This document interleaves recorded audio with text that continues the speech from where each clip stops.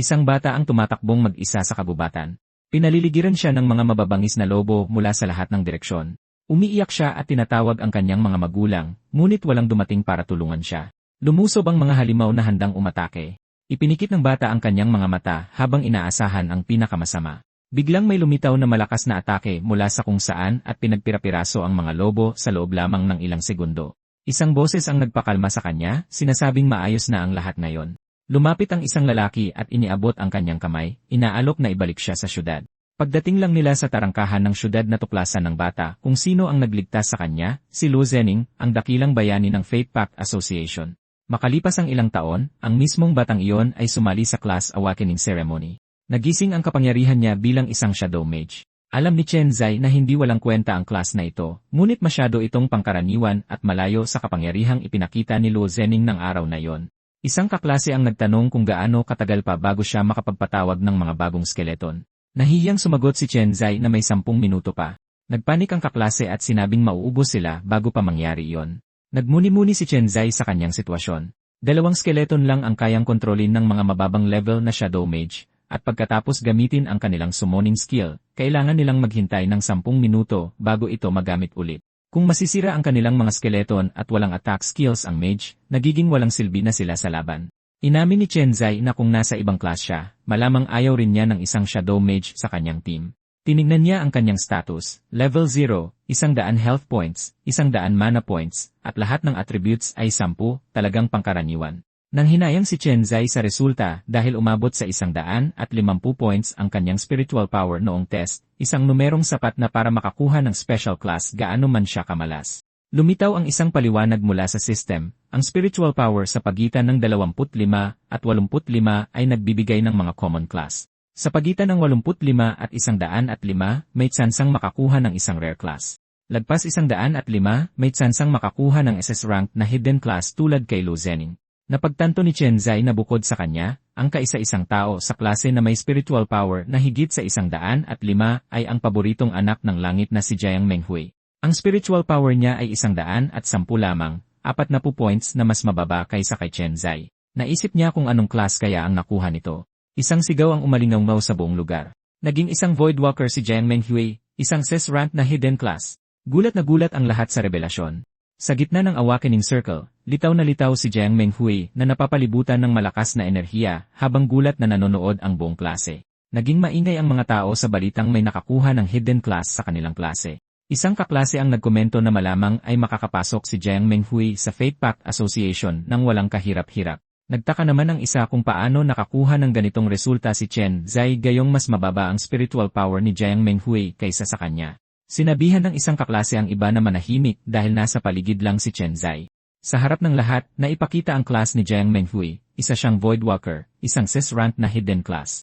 Sinabi ng isang manonood na bagamat pareho silang class, ang Voidwalker at Shadow Mage ay nasa magkaibang level.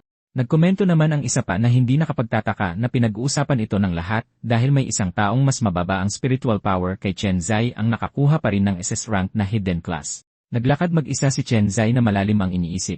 Alam niya na kukuha ng bagong miyembro ang Fate Pact Association isang buwan matapos ang Class Awakening Ceremony at duda siyang makakapasa siya.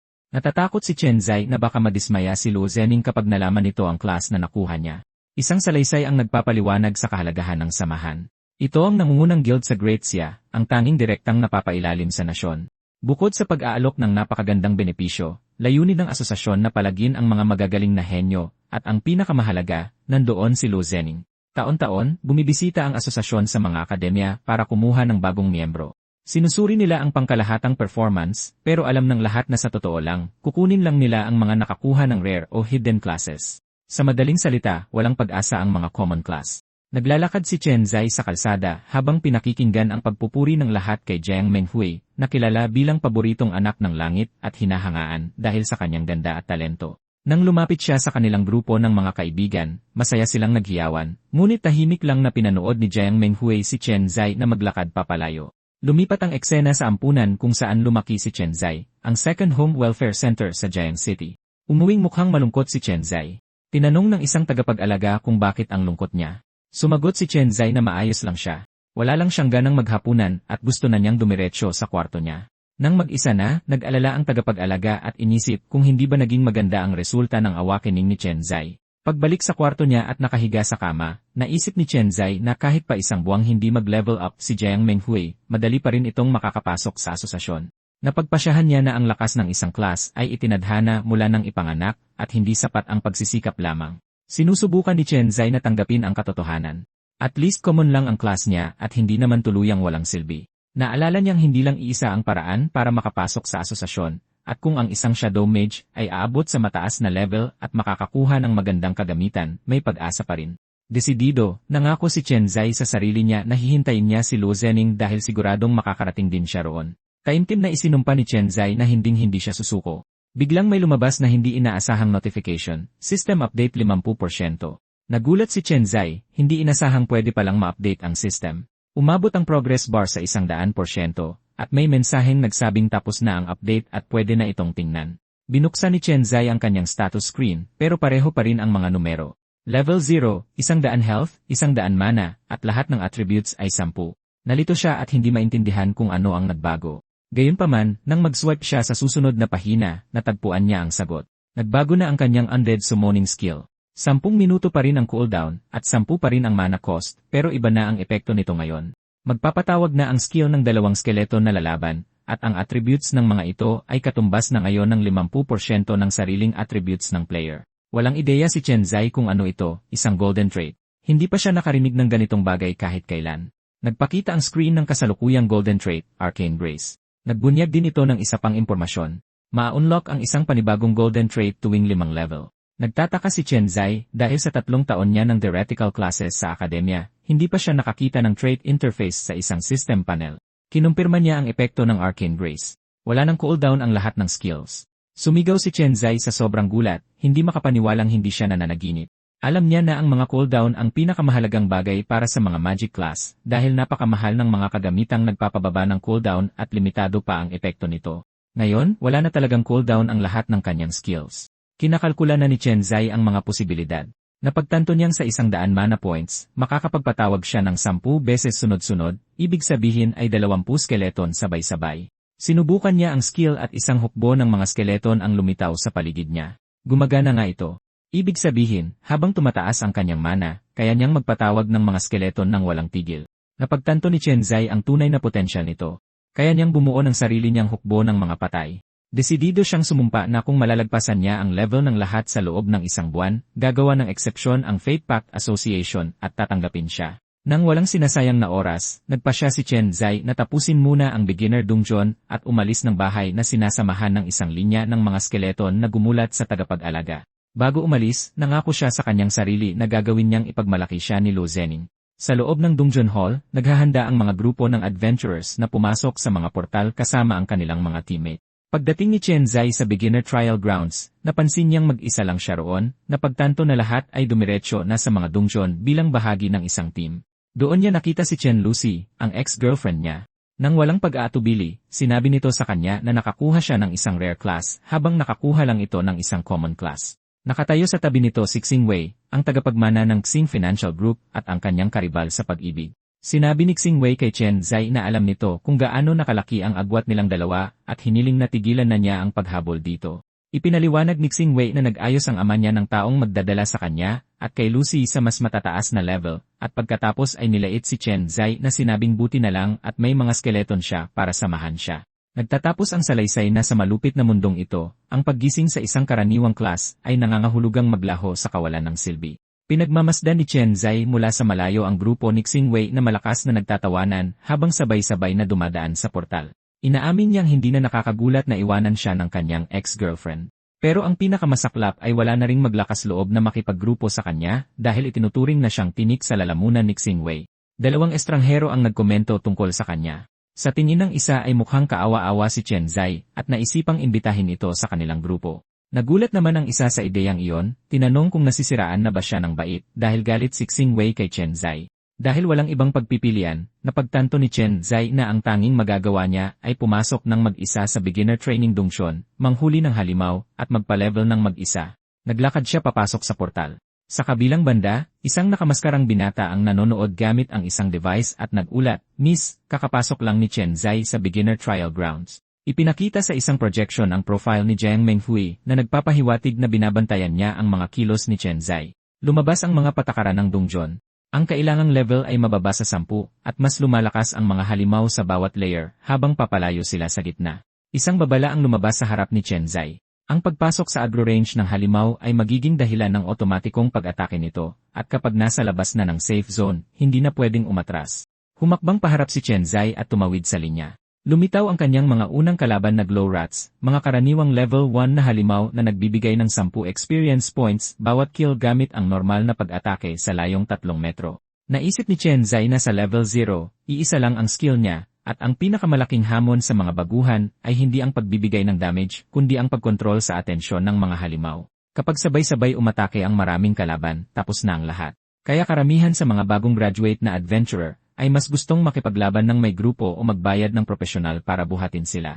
Kinalkulan niya na ang mga glow rat ay nagre-respawn bawat 8 segundo at may patrol radius na 3 metro. Determinado, sumugod ng mag-isa si Chen Zai. Kinalkulan niyang ang agro limit sa mismong dulo ng safe zone ay dapat ma-activate sa oras na tumawid siya sa linya. Mula roon, plano niyang gamitin ang kanyang mga skeleton para harapin ang kalaban at maging una niyang linya ng depensa. Itinaas niya ang kanyang staff at handa ng kumilos. Isinigaw ni Chen Zai ang utos na Summon Shadow. Isang malakas na enerhiya ang sumabog sa paligid niya at buong binalot ang kanyang katawan. Mula sa kadiliman, lumabas ang kanyang mga skeleton na handang lumaban sa tabi niya. Sa itaas niya, isang sulat ang nagbunyag ng pangalan ng kanyang bagong kapangyarihan, Arcane Grace. Walang cooldown ang lahat ng skills. Naramdaman ni Chen Zai na tuluyang naubos ang kanyang mana, pero alam na niyang sapat na ang pagtawag sa 40 skeleton ng sabay-sabay para sa kailangan niyang gawin. Sumugod ang hukbo ng mga undead ng nakapormasyon habang isang kawan ng mga glow rat ang lumabas mula sa mga anino at pinalibutan ang buong lugar. Itinaas ni Chen Zai ang kanyang staff at nag-utos, patayin silang lahat. Walang pag-aatubiling sumugod ang mga skeleton at nakipagbanggaan sa mga daga sa isang magulong labanan. Isa-isang bumagsak ang mga halimaw sa ilalim ng mga hiwa ng kalawanging espada. Walang tigil na nagpatong-patong ang mga system message. Napatay ang mga glow rat. Nakakuha ng 10 experience points. Ilang saglit lang, napuno na ng mga bangkay ang battlefield. Pinanood ni Chen Zai ang eksena ng may kasiyahan at napagtantong umabot siya mula level 0 hanggang level 1 sa loob ng wala pang 10 minuto. Napagtanto niyang ang makukuha niyang experience ng mag-isa ay mas malaki kaysa sa karaniwang halaga na pinaghahati-hay siya ng isang grupo sa isang dongjon. Na-update ang status window ni Chen Zai sa kanyang harapan. Pangalan Chen Zai. Class Shadow Mage, Level 1, 100 Health, 100 Mana, Strength 10, Intelligence 10, Agility 10, Vitality 10. Lumabas ang notification, nakakuha ng 5 free attribute points. Walang pag-aatubili, nagpasya si Chen Zai na ilagay ang lahat ng ito sa Intelligence dahil alam niyang para sa mga Magic Class, ang attribute na ito ang nagtatakda ng skill damage at maximum mana. Binalot ng lilang enerhiya ang kanyang katawan habang inilalagay ang mga point. Napagtanto ni Chen Zai na ang pinakakailangan niya ngayon ay mana. Naramdaman ni Chen Zai na tumaas sa 250 ang kanyang maximum mana. Ngayon ay mas marami na siyang mapapanatiling summon sa battlefield ng sabay-sabay at masisigurong kontrolado niya ng buo ang kanyang mga kalaban. Sa kanyang harapan, puno ang lupa ng mga sunog na bangkay ng mga luminous rat na lahat ay inubos ng kanyang hukbo. Sumulong si Chen Zai habang nakapaligid ang hanay ng kanyang mga skeleton at nagpatuloy sa mas malalim na bahagi ng dongjon. Dumaan siya sa second layer, at isang kawan ng mga lobo ang lumabas mula sa mga anino na umuungol habang nanlilisik ang mga pulang mata. Kinilala ng system ang mga bagong kalaban, Grey Wolf Level 2 Common Monster, 20 experience points bawat kill na may normal na pag-atake lang. Nag-utos si Chen Zai, Summon Shadow. Lumabas ang bagong alon ng mga skeleton nang may pag-ungol at direktang sumugod sa kawan. Mabilis lang ang labanan. Sunod-sunod na bumagsak ang mga lobo sa ilalim ng mga hiwa ng espada hanggang sa maubos ang lahat. Isang level up notification ang lumabas sa harap ni Chen Zai. Nag-level up na naman siya. Na-update ang status window niya, pangalang Chen Zai, Class Shadow Mage, Level 2 na may 45% progress papunta sa susunod na level. Habang naghihinalo pa ang mga huling lobo sa lupa, sumusugod na ang hukbo ni Chen Zai papunta sa susunod na laban. Sa pagkakataong ito, isang kawan ng mga higanting ahas ang lumabas mula sa mga guho, pinalibutan siya mula sa lahat ng direksyon. Walang pag-aatubiling itinaas ni Chen Zai ang kanyang staff at muling inatasan ang skeleton army na sumugod. Inutusan ni Chen Zai ang kanyang mga skeleton na may perpektong koordinasyon at isa-isang bumagsak ang mga ahas. Natalo ang Bell Snake, nakakuha ng 30 experience points. Ilang beses na ulit ang mensahe habang walang tigil na sumusugod ang undead army. Paglipas ng 2 oras, ganap ng kontrolado ang battlefield. Sa paligid ni Chen Zai, tanging mga bangkay na lang ng mga lobo at ahas ang naiwan na nababalot pa rin ng mga lilang apoy. Umabot siya sa level 5 sa loob lang ng 3.5 oras. Bawat 5 level, may naka-unlock na bagong skill at bagong trait. Muling na-update ang status window niya, pangalang Chen Zai, Class Shadow Mage, level 5. Pagkatapos ay lumabas ang bagong notification, New Skill Unlock, Corpse Explosion, walang cooldown, walang mana cost. Brutal ang epekto nito. Pasabugin ang isang skeleton na kontrolado niya, at magdudulot ng 300% magic damage sa lahat ng kalaban sa loob ng 2 metrong radius. Sabik na sabik si Chen Zai, at namanghang mapagtanto na talagang hindi gumagamit ng mana ang Corpse Explosion. Hindi na nag-aksaya ng oras, tinipon niya ang kanyang hukbo, at sumugod na determinadong magpatuloy. Huminto si Chen Zai sa harap ng portal na papunta sa 5th layer ng Dungchon, at masayang isinigaw na oras na para sumulong. Sa kabilang banda, umalingaw-ngaw ang mga bagong atungal sa mga guho. Isang mas nakakatakot na halimaw ang lumitaw sa kanyang harapan. Armored Rhinoceros Lizard Level 5 Elite Heavy Assault Category, 50 experience points bawat kill. Ibinunyag ang mga abilidad nito, Armor Charge, isang diretsong pag-atake na nagpapatalsik paatras sa target at nagdudulot ng bleeding, at ang Steel Spike Ricochet na ibinabalik ang bahagi ng damage sa sinumang umatake rito ng malapitan. May kumpiyansang umiti si Chen Zai at sinabing perpekto ito dahil gagamitin niya ang mga nilalang na ito para subukan ang mga bago niyang abilidad. Itinaas ni Chen Zai ang kanyang staff at sumigaw, tara na sa 5th layer. Direkta siyang tumalon sa kumikinang na portal at nilamon ng liwanag.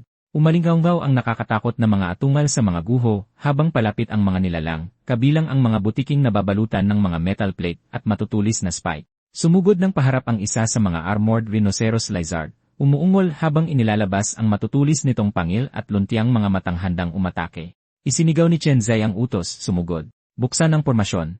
Nagkawatak-watak ang kanyang mga skeleton knight at pinalibutan ang mga rhinoceros lizard mula sa lahat ng direksyon. Sa gitna ng kaguluhan, itinutok niya ang kanyang staff at inactivate ang kanyang bagong skill, ang Corpse Explosion. Sumabog ang isa sa mga skeleton sa ere at nilamon ng apoy ang mga kalapit na nilalang. Sunod-sunod itong kinumpirma ng mga system message. Natalo ang Spike Rhinoceros Lizard, nakakuha ng 50 experience points. Walang tigil na pinagsunod-sunod ni Chen Zai ang kanyang mga utos, nagtatawag pa ng mas maraming anino at pinapasabog ang mas maraming skeleton, at isa-isang pinulbos ang mga butiki. Sa kalagitnaan ng laban, lumabas ang isa pang notification. Isa pang trait ang na-unlock. Hinawakan niya ang interface sa harap niya, at inilabas ang nakasulat, Trait Unlock, Soul Pack Guardian. Nakakamangha ang epekto nito. 100% ng damage na tinanggap ng player ay inililipat sa kanyang mga summon. Agad na napagtanto ni Chen Zai kung ano ang ibig sabihin nito. Mayroon siyang walang katapusang supply ng mga pananggalang, at habang aktibo ang kanyang summons, hindi mababawasan kahit kaunti ang kanyang buhay. Dahil walang cooldown ang kanyang skills, kaya niyang mag-summon ng mga skeleton ng walang katapusan na halos nagpapabuhay na walang hanggan sa kanya. Mas maraming butiki ang lumabas na umaatungal at isa sa kanila ang nakalusot sa linya ng depensa, diretsong sumugod kay Chen Zai. Napansin niya ang problema. Isa sa kanila ang nakasira sa pormasyon. Sumugod ang halimaw ng buong lakas, humihiwa ang mga kuko nito sa hangin patungo kay Chen Zai, na nag-iwan sa kanya na walang laban sa isang saglit. Pero ang Soul Pack Guardian trait ay nag-activate mismo sa sandaling iyon, at isang skeleton knight ang humarang sa harapan niya, sinalo ang atake para sa kanya. Hindi nag-atubili si Chen Zai at nag-utos, patayin niyo ang bagay na yan. Habang nagliliyab sa apoy, sumugod ang skeleton knight nang nakataas ang espada, at binitiwan ang nakamamatay na hiwa sa halimaw. Isang mensahe ang kumumpirma sa pagkamatay nito. Napatay ang Spike Rhinoceros Lizard, nakakuha ng 50 experience points habang umungol ng huling beses ang halimaw bago bumagsak. Pagkatapos makumpirma ang isa pang napaslang, sa wakas ay binaba ni Chen Zai ang kanyang staff. Kumulo ang kanyang tiyan, at dumaing na siya ay gutom na. Napagtanto niya na nag-ensayo na siya roon mula pa madaling araw kaya nagpasya siyang oras na para umalis at maghanap ng makakainan. Lumabas si Chen Zai mula sa dungjon na desididong magpahinga. Sa labas, pinapanood ng isang nakamaskarang lalaki ang lahat mula sa malayo gamit ang isang teknolohikal na aparato sa kanyang braso. Inactivate niya ang isang scanning function at bumulong ng perception. Tinarget ng sistema si Chen Zai na nagpakita na siya ay level 5. Nagulat ang nakamaskarang lalaki, napapawisan ng malamig sa naging resulta. Binuksan niya ang kanyang communicator at nag-ulat, Miss, kakalabas lang ni Chen Zai sa trial grounds. Sa kabilang banda, natanggap ni Jiang Menghui ang balita sa pamamagitan ng isang holographic projection na nanlaki ang mga mata sa gulat. Siya ay level 5 na. Lumipat ang eksena sa tirahan ng pamilya Jiang. Inis na sinabihan ni Jiang Menghui ang kanyang ama na tumigil sa pabalik-balik na paglalakad sa harap niya. Nakasandal siya sa isang libro sa pag-aaral ng class habang nagrereklamong nahihilo na siya.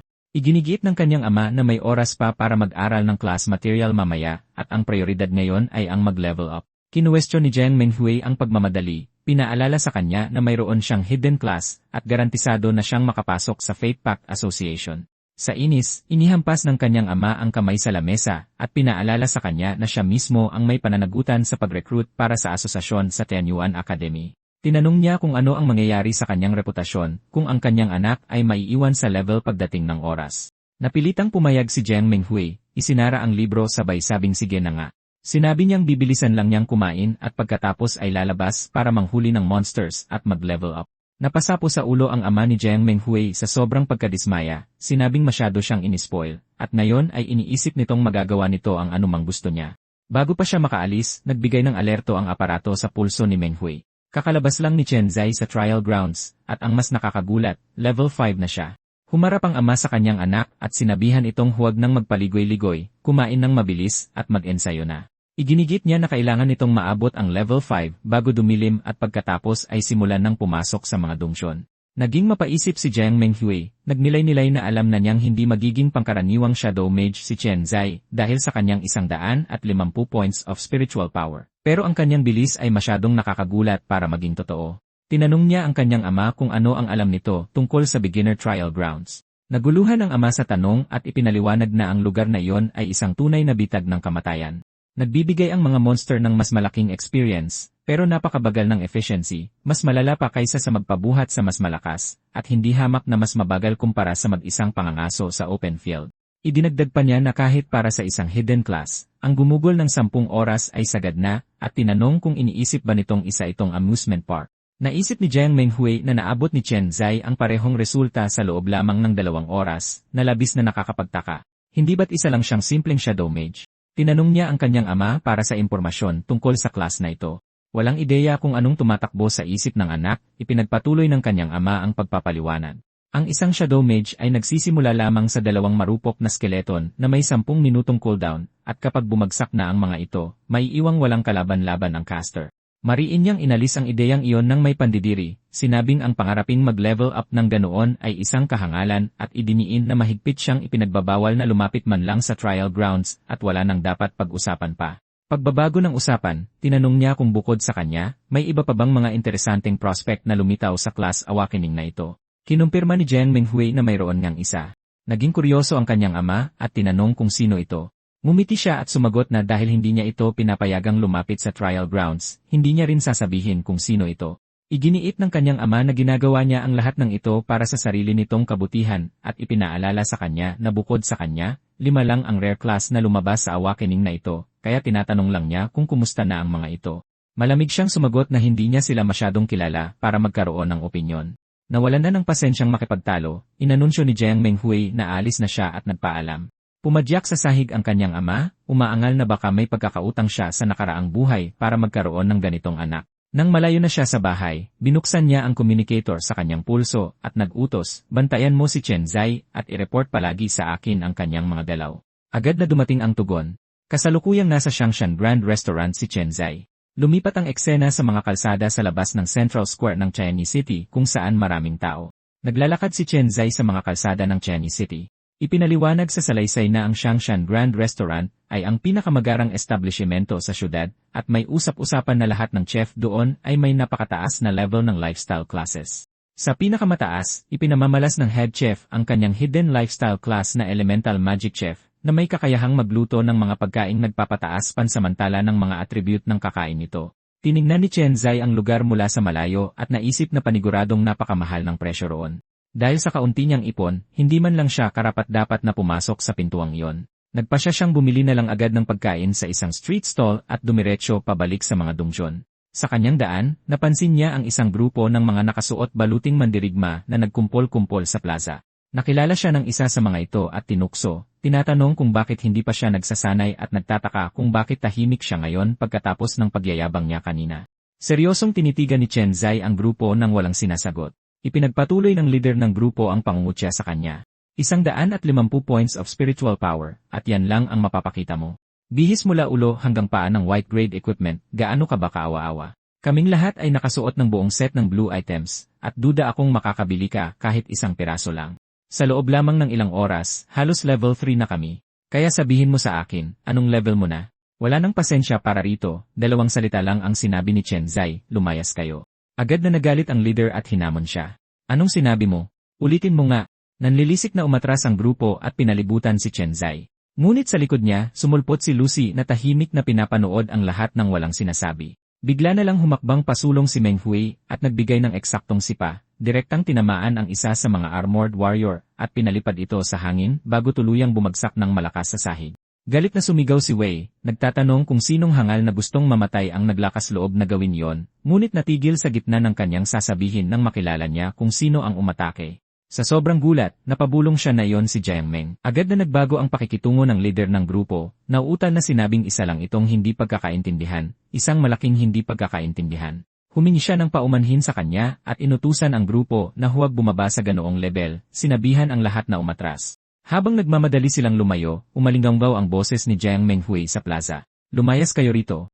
Galit na pinandilatan ni Xing Wei si Chen Zai at binalaan ito na siguraduhin niyang hindi siya magpapahuli ng nag-iisa.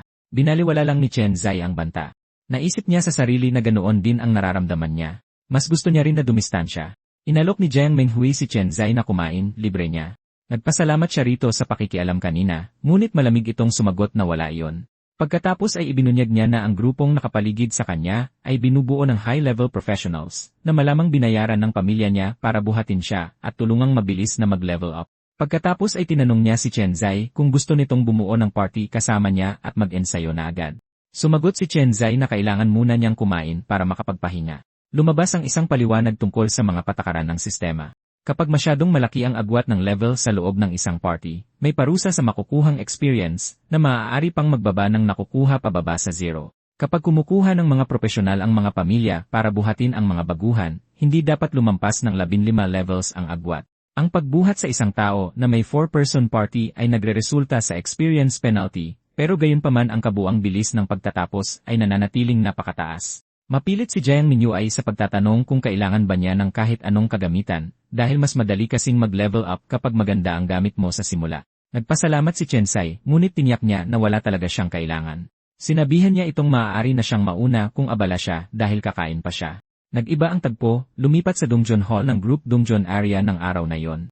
Naglalakad mag-isa si Chen Zai habang pinagmamasdan siya mula sa malayo ng lalaking nakamaskara. Dahil naintriga, inisip ng espiya kung bakit sadyang pumunta si Chen Zai sa Group Dongjon area. Pinag-isipan ni Chen Zai ang kanyang mga pagpipilian. Mayroon lamang 2 dongjon na mas mababa sa level 10 dito, ang level 5 na Frostmourne Cave at ang level 10 na Infernal Well. Sa paligid niya, may ilang grupo na itineteleport paalis gamit ang kumikinang na magic circles upang simulan ang kanilang ekspedisyon. Mag-isang tumapak si Chen Zai sa isa sa mga teleportation circles. Kaya naman nakuha niya ang atensyon ng mga tao sa paligid na nagulat na makita siyang walang kasamang grupo. Isang holographic panel ang lumitaw sa harapan niya na nagtatanong kung gusto ba niyang pumasok. Walang pag-aalinlangan niyang itinuro ang kanyang daliri at sumagot ng isang pagsabog ng asul na liwanag ang bumalot sa kanya at inilipat siya ng lugar. Gulat na pinanood ng lalaking nakamaskara ang nangyari at napabulong na mag-isang haharapin ni Chen Zai ang isang dongjon na idinisenyo para sa isang grupo. Lumipat ang tagpo sa loob ng dongjon, sa Frostmourne Cave ng Frozen Rift ng araw na yon. Isang tanawing nababalot ng yelo ang bumungad sa kanya. Lumitaw ang impormasyon ng lokasyon, Frostmourne Cave Normal Difficulty Level 5 na hinati sa 3 zone at nasa huling zone ang dongjon boss. Sa wakas ay nakarating na si Chen Zai sa dongjon at tumambad sa kanya ang isang ligtas na lugar. Lumitaw ang kumpletong impormasyon sa screen. Ang Frostmourne Cave sa Normal Difficulty ay nahahati sa 3 zones na may kabuwang 150 Frost Moles. 3 Elite Frost Moles, at isang final boss, ang Frost Mole King. Nang maramdaman ang matinding lamig, nagreklamo si Chen Zai na isang pagkakamali na hindi siya nagdala ng coat. Lumitaw ang isang paliwanag tungkol sa system. Ang mga dongjon ay nahahati sa normal, hard, hell, nightmare, at abyss difficulties. Habang mas mataas ang difficulty, mas maganda ang mga pabuya, pero mas lalakas din ang mga halimaw. Napaisip si Chen Zai na kahit pang-grupo ang dongjon na ito, nagiging madali lang itong tapusin ng mag-isa dahil sa kanyang unlimited summons. Alam niya na wala nang maidudulot na maganda sa kanya ang beginner training dongjon, at ngayon ay kailangan niya ng pera at mas maayos na kagamitan. Nagpatuloy siya sa paglalakad sa niebe at itinaas ang kanyang staff para i-activate ang kanyang mahika. Isang pagsabog ng asul na enerhiya ang buong bumalot sa kanya habang may mga nagliliwanag na bungo na unti-unting nabubuo sa hangin na naging mga skeleton knights. Sa isang iglap, isang buong hukbo ang lumabas mula sa dilim at nagmartsa sa likuran ni Chensai sa kahabaan ng nagyayelong kanyon. Sumugod ang mga skeleton knights hawak ang kanilang mga espada, habang umuungol naman ang isang grupo ng mga frost moles at ipinapakita ang matatalim nilang pangil. Kinilala ng system ang banta bilang level 5 frost mole na may normal difficulty na may burrowing charge ability na mabilis na maghuhukay sa ilalim ng lupa bago umatake ng malapitan, at olfactory perception na inuuna ang mga may laman at dugong kalaban. Bawat mapapatay ay nagbibigay ng 70 experience points. Lumitaw ang isang combat note. Dahil ang mga skeleton ay walang laman, nananatili ang atensyon ng halimaw sa kanila, kaya't ligtas si Chensai mula sa direktang panganib. Walang awang umatake ang mga knight kaya't nagsimulang dumami ang mga kill notification. Napuksa ang frost mole na dagdagan ng 70 experience points. Kumalat ang labanan sa buong niebe habang napupuno ng dugo ang yelo pagkatapos ng bawat matinding atake. Maiging pinagmasdan ni Chensai ang lahat at napansin niyang mas malaki ang nakukuhang experience dito kumpara sa mga halimaw na pareho ng level sa training dungsyon, at naghuhulog din ang mga nilalang na ito ng equipment at ginto. Kontento siyang nagkomento na ang medyo nakakapagod lang na bahagi ay ang pananatili sa likod at pagpulot ng mga luot habang ang mga skeleton niya ang gumagawa ng lahat ng mabigat na trabaho. Pagkatapos ay ipinahayag niya, isunod na natin ang elite zone. Nagpatuloy ang grupo sa pagpasok sa kalaliman ng nagyelong kuweba, dumaan sa isang makipot na daan na nababalutan ng yelo. Biglang bumiyak ang yelo at lumabas mula sa nagyelong lupa ang isang mas malaking nilalang. Isa itong elite frost mole na mas nakakatakot kumpara sa mga nauna. Inilantad ang mga kakayahan nito. Frostbite na nagpapabagal sa atake at paggalaw ng kalaban, ground tremor na isang short-range area attack na nagpapatalsik pabalik sa mga kalaban, at low magic resistance kaya't sobrang hina nito pagdating sa area of effect magic damage. Walang pag-aalinlangang itinaas ni Chensai ang kanyang kamay at nag-utos na palibutan ito. Sumulong ang kanyang skeleton army mula sa lahat ng direksyon at pinalibutan ang galit at umuungal na halimaw. Inutusan ni Chensai ang mga skeleton na pasabugin ang kanilang mga sarili. Halos hindi na nakariik ang elite frost mole. Sa sumunod na iglap, isang malakas na pagsabog ang tumupok sa halimaw habang sunod-sunod na lumalabas ang mga damage numbers sa kanyang harapan, na paulit-ulit na -120 hanggang sa tuluyang bumagsak ang nilalang. Kinumpirma ng system na napuksa na ang elite frost mole at nadagdagan ng 300 experience points. Kalmadong naglakad si Chensai sa wasak na battlefield na parabang bahagi na ito ng kanyang pang-araw-araw na gawain. Sa gitna ng mga wasak na labi sa lupa, lumitaw ang isang loot item. Isang frost mole cloak na may mahusay na kalidad ng blue rarity na may primary attribute na +13 intelligence na katumbas ng humigit kumulang 150 karagdagang maximum mana, na nagpapahintulot sa kanya na mag-summon pa ng mahigit sa 20 skeleton.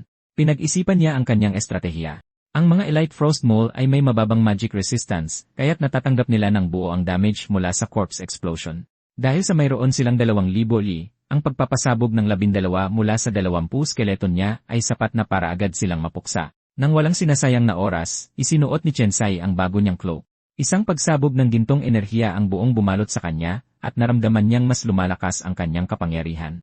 Sa pagtaas ng attributes na ibinigay ng kanyang kagamitan, tumaas din ang kanyang summoning limit, kaya inisip niya na siguradong bibilis na rin ang pagtapos niya sa dungeon simula ngayon.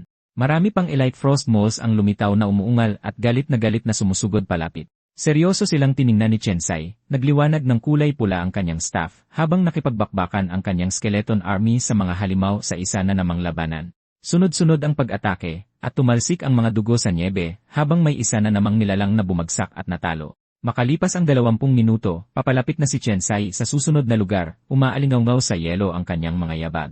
Sa kanyang harapan ay nakalatag ang boss zone. Sa kadiliman ng kuweba, 20 mata ang nagliwanag na tahimik siyang pinagmamasdan. Ibinunyag ng system ang pagkakakilanlan nito, ang dungeon boss na Frost Mole King, na ang kasalukuyang status ay inaamoy pa rin ang paligid, at hindi pa nagsisimula ang pakikipaglaban. Walang pag-aalinlangang itinaas ni Chensai ang kanyang staff, at isang alon ng madilim na asul na enerhiya ang kumalat sa paligid niya na unti-unting naging hugis ng isang dambuhalang skeleton knight. Nagbigay siya ng huling utos, sumugod ang lahat at idiin ito sa lupa, pasabugin. Buong puwersang sumugod ang kanyang hukbo na handa nang harapin ang dungeon boss at tapusin na ito. Tumalon sa boss ang isa sa mga skeleton knight, tinarak nito ang espada sa katawan nito, habang ang iba ay nagpatuloy din sa pag-atake sa bawat direksyon. Galit na gumanti ang hari, nagpatalsik ito ng ilang mga skeleton sa hangin pero patuloy pa rin ang kanyang hukbo sa pagsugod ng walang tigil. Muling inactivate ni Chensai ang kanyang kakayahan, at isang matinding pagsabog ang pumuksa sa ilang bahagi ng grupo na nagpayanig sa buong nagyayelong kuweba. Magkakasunod na humiwa sa hangin ang mga espada, at tuluyan na ring bumagsak at natalo ang Frost Mole King. Tuluyang naubos ang health bar ng boss at nagkumpirma ang system. Natalo ang boss, napuksa na ang Frost Mole King, nadagdagan ng 1,000 experience points. Isang buton ang lumitaw sa harapan ni Chensai para kolektahin ito. Pinindot niya ang opsyon at bumulaga ang mga loot, Frost Marrow Ice Greaves, isang pairs ng mabibigat na armor boots, at isang Frost Marrow Bone Staff. Nanlaki ang mga mata ni Chensai sa gulat at napabulong siya na hindi na masama na makakuha ng purple item sa kanyang pinakaunang pagtakbo sa normal difficulty. Itinaas niya ang kanyang bagong staff at naramdaman ang pagdaloy ng asul na enerhiya sa item. Dahil nakontento, nagkomento siya, ayos to. Lumitaw ang isang detalyadong paglalarawan. Ang Frost Marrow Bone Staff ay isang napakataas na level na magical weapon para sa mga mababang level na karakter na may pambihirang drop rate. Kahit na mababa ang level nito, nasa 8,000 gintong barya ang halaga nito sa merkado. Ang item ay nagbibigay ng 30 intelligence, 300 maximum mana, at lubos na nagpapataas ng mahika, at kabuang pinsala ng mga undead summons at ng corpse explosion. Kumpleto na sa gamit sa kanyang bagong cloak, boots, at staff, tumayo si Chensai, habang napapaligiran siya ng isang malakas na aura. Dahil nakontento sa mga naging resulta, kinumpirma niya ang kanyang pag-alis at nilisan na ang dungeon. Pagbalik sa dungeon hall sa labas ng teleportation circle, humikab ang lalaking nakamaskara habang naghihintay ng balita. Bigla niyang napansin ang namumuong asul na liwanag sa loob ng circle at nagulat na lumingon. Dahil hindi makapaniwala, napabulong siya na mahigit 20 minuto lang, isang level 5 na Shadow Mage na mag-isang tinapos ang Frost Mole Cave. Nagduda siya at naisip na baka sumuko sa kalagitnaan ng laban si Chensai, ngunit nang tumingala siya ay nagulat siya. Ano? Nagpakita si Chensai sa harapan niya na kumpleto sa kagamitan, napapaligiran siya ng isang nagniningning na aura suot ang kanyang bagong cloak habang hawak ang bago niyang staff. Nauutal ang lalaking nakamaskara nang makilala niya ang mga kagamitan. Yan ang Frost Mole Cloak at ang Frost Marrow Bone Staff. Gulat siyang natauhan. Nakuha kaagad ang Frost Mole Cloak at ang Frost Marrow Bone Staff sa pinakaunang pagpasok pa lang sa Frost Marrow Cave. Ibig sabihin ay nagawa niya talagang tapusin ang dungeon ng mag-isa. Naintindihan na rin niya sa wakas. Kaya naman pala hindi magawang alisin ng binibini ang paningin sa batang iyon. Napakapambihira ng kanyang lakas. Tumawag ang nakamaskarang lalaki gamit ang communicator, Miss, ngunit napatigil siya sa kalagitnaan ng sasabihin, nanigas sa kinatatayuan. Sa kabilang linya, seryosong nagtanong si Jiang Mengyue kung bakit siya tumigil sa pagsasalita at kung ano na ang nangyayari kay Chen Zai. Ibinunyag niyang pumasok muli si Chen Zai sa dungeon. Muli siyang nagulat. Ipinaliwanag niyang sa naunang pagtakbo, natapos na mag-isa ni Chen Zai ang Frost Marrow Cave sa loob lamang ng 23 minuto, at lumabas siyang suot ang Frost Mole Cloak at hawak ang Frost Marrow Bone Staff. Samantala, sa gitna ng kagubatan, inatake ng isang mabangis na halimaw ang grupong nag-escort kay Jiang Menghuai, at may sumigaw sa takot. Halos hindi niya pinansin ang panganib, pinoproseso pa rin ang balita. Buhay siya. At higit pa roon, mag-isa niyang natapos iyon sa loob ng 23 minuto. Nag-flash ang mga experience notification sa paligid niya na nagpapakita ng napakabagal niyang pag-usad, na umabot lamang sa level 2 kahit na may buong team na nakatutok lang para tulungan siya. Seryosong nagnilay-nilay si Jiang Mingyuan. Ito eksakto ang inaasahan niya. Sa 150 points na spiritual power, kahit na isang Shadow Mage ay hindi magiging pangkaraniwan lamang. Ngunit ang pagkamit ng ganitong kahusayan, kahit para sa isang hidden class, ay napakahirap. Naisip niya sa sarili na habang mayroon siyang buong team na nakalaan para tulungan siya pero halos hindi makaabot sa level 2, isang Shadow Mage na itinuturing na walang silbi sa simula ang biglang lumundag sa level 5 sa isang umaga. Hindi makapaniwalang napagtanto niya. Masyadong malaki ang agwat nilang dalawa. Nasa ibang antas na siya. Paano niya nagawa iyon? Sinubukan niyang unawain. Ang isang level 5 na Shadow Mage ay may dalawang abilidad lamang, Summon Undead at Corpse Explosion. Ang summoning limit ay 2 skeleton lang. At ang Corpse Explosion ay magagamit lang ng 2 beses na may 10-minute cooldown bawat gamit. Wala na siyang ibang skills. Lito pa rin, inisip niya kung paano nito nagawang patayin ang daan-daang halimaw sa Frost Marrow Cave ng mag-isa, kasama pa ang 3 elite at ang mismong Frost Mole King. Nagawa kaya niya yon nang hindi man lang natatamaan kahit minsan. Bulong ni Jiang Menghui, hindi makapaniwala, may mas nakakatawa pa ba rito? Pabalik sa dungeon hall, naglakad muli si Chen Zai patungo sa mga teleportation circle. Pinanood siya ng nakamaskarang lalaki mula sa malayo, napapaisip kung ganoon ba talaga kasaya ang mag-isa sa pagtapos ng mga dungeon. Sa loob ng nagyelong kuweba, nagpatuloy si Chen Zai habang napapaligiran ng kanyang skeleton army, sabay komento na talagang nakaka-relax ito. Nagdesisyon siyang magpapalakas muna hanggang sa oras ng hapunan at pagkatapos ay magpapahinga na. Sa pag-akit ng dilim kung saan kulay kahel ang kalangitan sa ibabaw ng mga bubong ng lungsod, lumabas muli si Chen Zai mula sa teleportation circle. Muling nag-report ang nakamaskarang lalaki na lumabas na siya. Sa pagkakataong ito, natapos niya ang Frostmarrow Cave sa loob ng 16 na minuto at umabot ng level 8, pagod na miss. Naisip niya na sa wakas ay tapos na ang duty niyang magmanman para sa araw na ito. Kaswal na sumagot si Meng Hui, pwede ka nang magpahinga. Malapit na ako sa bahay. Nakatayo sa kalsada ng lungsod sa pagdapit hapon, binuksan ni Chen Zai ang navigation panel ng system sa pamamagitan ng pagtap sa hangin. Bumukas sa harapan niya ang kanyang inventory na puno ng mga item mula sa dungeon, isang helmet, purple claw, espada, bota, mace, punyal, singsing, magic tube, at marami pang iba. Tinantiya ni Chen Zai na maibebenta niya ang lahat ng ito sa trade house at kikita ng malaking pera. Napansin niya ang isang purple gauntlet na may malaking halaga, ngunit nang hinayang siya dahil hindi niya ito may susuot. Pagkatapos ay pinindot niya ang isa sa mga item. Kinuha ni Chen Zai ang item habang lumitaw ang paglalarawan nito. Level 10 Shattered Realm Pack, isang item na nagbibigay ng single-use access sa isang level 10 dungeon sa Shattered Realm na nangangailangan ng isang party bago pumasok. Sumunod ang isa pang paliwanag. Ang mga Shattered Realm dungeon ay nangangailangan ng 2 hanggang 5 manlalaro na nag-aalok ng napakalaking experience at mga item na may napakataas na kalidad. Kinwenta ni Chen Zai na ang ganitong scroll ay madaling aabot sa 30 hanggang 40,000 gold coins sa trade house, pero para sa kanya, mas mahalaga ang experience at kagamitan sa loob nito. Napagtanto niyang ang kulang na lang sa kanya ay isang party member. Sino kaya ang makakasama niya? Sa sandaling iyon, isang boses ang narinig mula sa kanyang likuran. Anong pagkakataon? Si Jiang Menghui ito. Nakilala siya ni Chen Zai sa isip niya bilang ang babae mula sa pamilya Jiang na nagmamasid sa kanya, at narinig na niyang pinapanood siya nito sa kanyang pagtapos ng mga dungeon ng mag-isa. Tinanong niya kung libre ba itong sumama sa kanya sa isang dungeon at nagmungkahi na pumasok sila bukas. Nag-aalok ng 30% Hashan sa mga luot para sa babae at 70% para sa kanya. Nagtanong ang babae kung totoo bang isa itong Shattered Realm Pack at kung saan niya ito nakuha. Ipinaliwanag niyang swerte lang daw na na-drop ito, pero mababa pa rin ang level niya at isa lamang itong level 10 dungeon. Kung gusto niyang sumali, pwede silang magkasama. Kung hindi, maghahanap siya ng iba. Walang pag-aalinlangan, agad itong tinanggap ni Jiang Menghui. Sasama ako. Siyempre, sasama ako. Habang paalis siya, kinumpirma niya, sige, ayos na. Magkita tayo bukas. Pinanood niya itong tumakbo palayo ng napakabilis, nagtataka kung natatakot ba itong baka magbago pa ang isip niya. Kinaumagahan, ipinaliwanag ng isang salaysay na sa unang buwan matapos maawakin ang kanilang mga class, kailangan pa ring pumasok ng mga estudyante sa akademya araw-araw. Tinutulungan sila ng akademya na itama ang kanilang landas ng ebolusyon at tinuturuan sila tungkol sa dungeon mechanics at mga panuntunan sa pagbuo ng party. At ang pinakamahalaga, ngayon ang unang araw na isa sa publiko ang freshman rankings. Isang marangyang sasakyan, isang kumikinang na Rolls-Royce ang dumating sa lugar na umagaw sa atensyon ng lahat. Sa loob ng sasakyan, nagkomento ang ama ni Jiang Menghui na ganito palagi taon-taon. Nasasabik ang mga bagong awakin na estudyante sa mga bago nilang kagamitan, kaya hindi maiiwasang gusto nilang magmayabang. Tinanong niya ang kanyang anak tungkol sa progreso nito patungo sa level 5. Sumagot si Jiang Menghui na nag-training siya ng buong hapon kahapon at level 5 na siya, dala ang mahigit 80% ng experience na kailangan para sa susunod na level. Ngayon, magsisimula siyang pumasok sa mga dungeon, at naniniwala siyang magiging madali lang umabot sa level 6. Nasiyahan ang kanyang ama, kinumentong napakagaling daw nito, at sa ganyang bilis, siguradong siya ang magiging first place sa klase niya. Na-imagine ni Jiang Menghui ang anyo ni Chen Zai na suot ang kanyang simpleng shirt.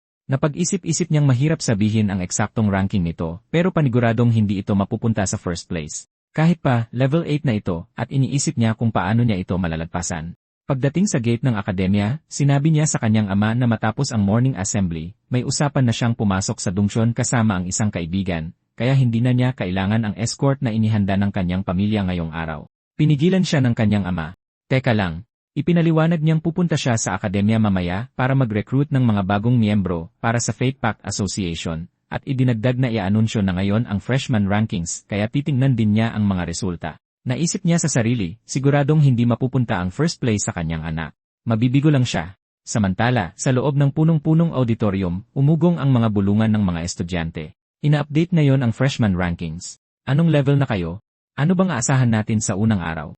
Level 5 na ang pinakamataas. Nagreklamo ang isang estudyante na nag-training siya kasama ang kanyang grupo hanggang sa muntik na siyang sumuka pero level 3 pa rin ang inabot niya. Inamin naman ng isa na natulog lang siya maghapon at sapat na para sa kanya ang level 2. Sa wakas, may isang nagdeklarang walang kaduda-duda, si Jiang Menghui ang makakakuha ng first place. Ibang usapan na kapag hidden classes. Tuluyang napuno ang auditorium matapos maupo ng lahat ng mga estudyante.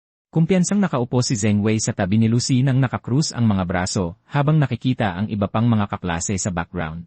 Lumingon si Xing Wei kay Chen Zai at tahasang nagtanong, "Chen Zai, anong level mo na?" Binaliwala lang siya ni Chen Zai at walang sinabing kahit na ano. Hindi na bagabag sa katahimikan, nagmayabang si Xing Wei na siya at si Lucy ay level 4 na. Mag-isang nakaupo si Chen Zai sa kanyang upuan, lubusang walang pakialam sa mga nangyayari sa paligid habang katabi ang kanyang backpack. Bago pa man magsimula ang talumpati, pinapasaringan na ni Xing Wei si Chen Zai na nakaupo sa tabi niya. "Jeep niya, at ikaw, siguradong nasa level 2 ka lang." "Tama." Malamig na sumagot si Chen Zai na malapit na namang i-anunsyo ang mga ranggo, kaya makikita rin ni Xing Wei sa lalong madaling panahon. Mapanghamak na tumawa si Xing Wei at ipinaalala sa kanya na tanging ang nangungunang 30 estudyante lang ang ipapakita sa ranggo ng mga freshmen, at siguradong hindi mapapasama roon si Chen Zai. Kaya paano pa niya malalaman? Magsisimula na ang talumpati kaya itinuon nila ang kanilang pansin sa entablado. Sa entablado, lumitaw si Li Mingxin, ang punong guro ng akademya, kasama si Jiang Zhengwei, ang punong diakono ng Destiny Pact Association sa sangay ng Chinese City. Umugong ang mga bulungan sa buong auditorium. Siya nga si Jiang Zhengwei, ang ama ni Minghui. Masayang nagkomento ang isang tao na may agaw ng eksena ngayong araw. Binalaan ng isang kaklase si Zhengwei na nakaupo na ang mga pinuno ng akademya, kaya dapat niyang ipagpaliban na muna ang kanyang mga pang-udyo. Habang pinagtatawanan si Chen Zai, nagkomento siya na kahit paano ay alam ni Chen Zai ang kanyang sariling sitwasyon. Binalot ng katahimikan ang auditorium habang tumatayo si Li Mingchen para magsalita. Nagsimula siya sa pagsasabing tulad ng mga nakaraang taon, siya mismo ang mangunguna sa pagtitipon sa umaga sa unang araw pagkatapos ng paggising ng klase. Nagpatuloy si Li Mingchen na nagsasabing walang nakatataas o nakabababang klase at na ito ang landas na sasama sa kanilang lahat sa habang buhay. Inanunsyo niyang opisyal nang bubuksan ang ranggo ng mga freshmen ngayong araw, ngunit pinakiusapan niya ang mga estudyante na huwag hayaang makaabala ang kanilang ranggo sa sarili nilang mga layunin. Inamin niya na alam niyang ang ranggo ang pinakainaabangan ng lahat sa ngayon. Kaya nang walang pag-aaksaya ng oras, nagpasya siyang ilabas na ang mga resulta. Isang pagsabog ng liwanag ang pumuno sa entablado at nagsimulang lumitaw ang mga ranggo. Tinignan ni Xing Wei ang kanyang posisyon at buong pagmamalaking sinabi na pang-22 siya, habang pang-21 naman si Lucy, at tiniyak sa lahat na lalawak lang ang agwat nila sa paglipas ng panahon. Paglingon kay Chen Zai, idineklara niyang hindi na kailanman mayaangat pa ni Chen Zai ang kanyang ulo sa harapan niya. Nanatiling tahimik si Chen Zai at walang ipinakitang reaksyon. Ibinunyag ang ikalawang pwesto sa ranggo, si Jiang Minghui. Gulat na gulat si Jiang Zhengwei at sumigaw ng, "Teka, ikalawa." Hindi pinansin ang reaksyon ng kanyang ama, ibinalik ni Minghui ang kanyang pansin kay Chen Zai. Hindi makapaniwalang nagkomento ang isa sa mga estudyante, hindi maaari. Kung ikalawa siya, sino ang una? At ang mas mahalaga, bakit hindi pa rin siya lumalabas? Namamanghang pinapanood ng ama ni Minghui ang lahat ng nangyayari. Alam na ba niya kung sino ang nakakuha ng unang pwesto? Bago ang huling pagbubunyag, patuloy na hinamak ni Xing Wei si Chen Xi, hindi ka man lang nakapasok sa top 30. Huwag mong sabihin na ipit ka pa rin sa level 1.5. Sa entablado, muling nagsalita si Li Mingxin na may ngiti. Naisip niya na siguradong nagtataka ang lahat kung bakit hindi pa inilalabas ang unang pwesto, at idinagdag na talagang pambihira ang mga resulta ngayong taon. Ibinunyag niya ang dahilan. Sa unang pagkakataon sa kasaysayan, nakakita sila ng isang estudyanteng umabot agad sa level 8 sa loob lamang ng isang araw, at inamin niyang sinadya niyang ihuli ang sorpresa. Umalinggaw ang isang pitik ng kanyang mga daliri sa bulwagan, at sa wakas ay lumitaw ang sagot sa screen. Unang pwesto, level 8 Shadow Mage, Chen Zai. Isang mabigat na katahimikan ang bumalot sa auditorium. Nanlaki ang mga mata ng isa sa mga estudyanteng may blonding buhok, dahil sa gulat habang sumasabog ang mga bulungan sa paligid niya. Level 8, isang Shadow Mage, isang pangkaraniwang klase. Galit na tumayo si Xing Wei at sumigaw, level 8, unang pwesto. Siguradong bablang ito. Isa lang siyang Shadow Mage. Sa tabi niya, nanginginig si Lucy habang nakatingin sa kanyang mga kamay na nakapatong sa kanyang mga tuhod, at tahimik na bumubulong, "Mali ba ang pinili ko?" Naging maingay sa buong auditorium at lahat ay sabay-sabay na lumingon at nagbulungan. Sa gitna ng lahat ng kaguluhan, nanatiling tahimik si Chen Zai, at ganap na walang pakialam sa ingay na idinulot ng sarili niyang pangalan. Dahil hindi pa rin makapaniwala, bumulong si Xing Wei na hindi niya ito matanggap. Sa paligid niya, patuloy na dumadami ang mga komento. Nagising siya bilang isang Shadow Mage, pero level 8 na siya kaagad. Paano siyang nag-level up ng ganoon kabilis? Sinasalungat nito ang lahat ng lohika. May nagtanong kung mayroon na ba sa buong kasaysayan ng akademya na nakarating sa level 8 sa unang araw. Mariing sumagot ang isa pang estudyante, "Kalimutan mo na ang level 8. Maging ang level 6 ay napakabihira na, at ang level 7 ay hindi pa kailanman nangyari noon." Nagkomento si Liming Sin na ang pag-abot ng isang Shadow Mage sa level 8 sa pinakaunang araw ay eksaktong inaasahan mula sa estudyanteng may pinakamataas na espiritual na lakas na naitala sa kasaysayan ng akademya. Ibinigay ang isang paliwanag patungkol sa tunay na hirap ng ganitong tagumpay. Maliban kung kontrolin ng isang elite guild ang isang buong lugar, alisin ang lahat ng iba pang manlalaro, at bumili pa ng isang mamahaling kontrata ng grupo para sulitin ang experience point kasama ang 4 na miyembro. Ang level 6 na ang hangganan sa unang araw.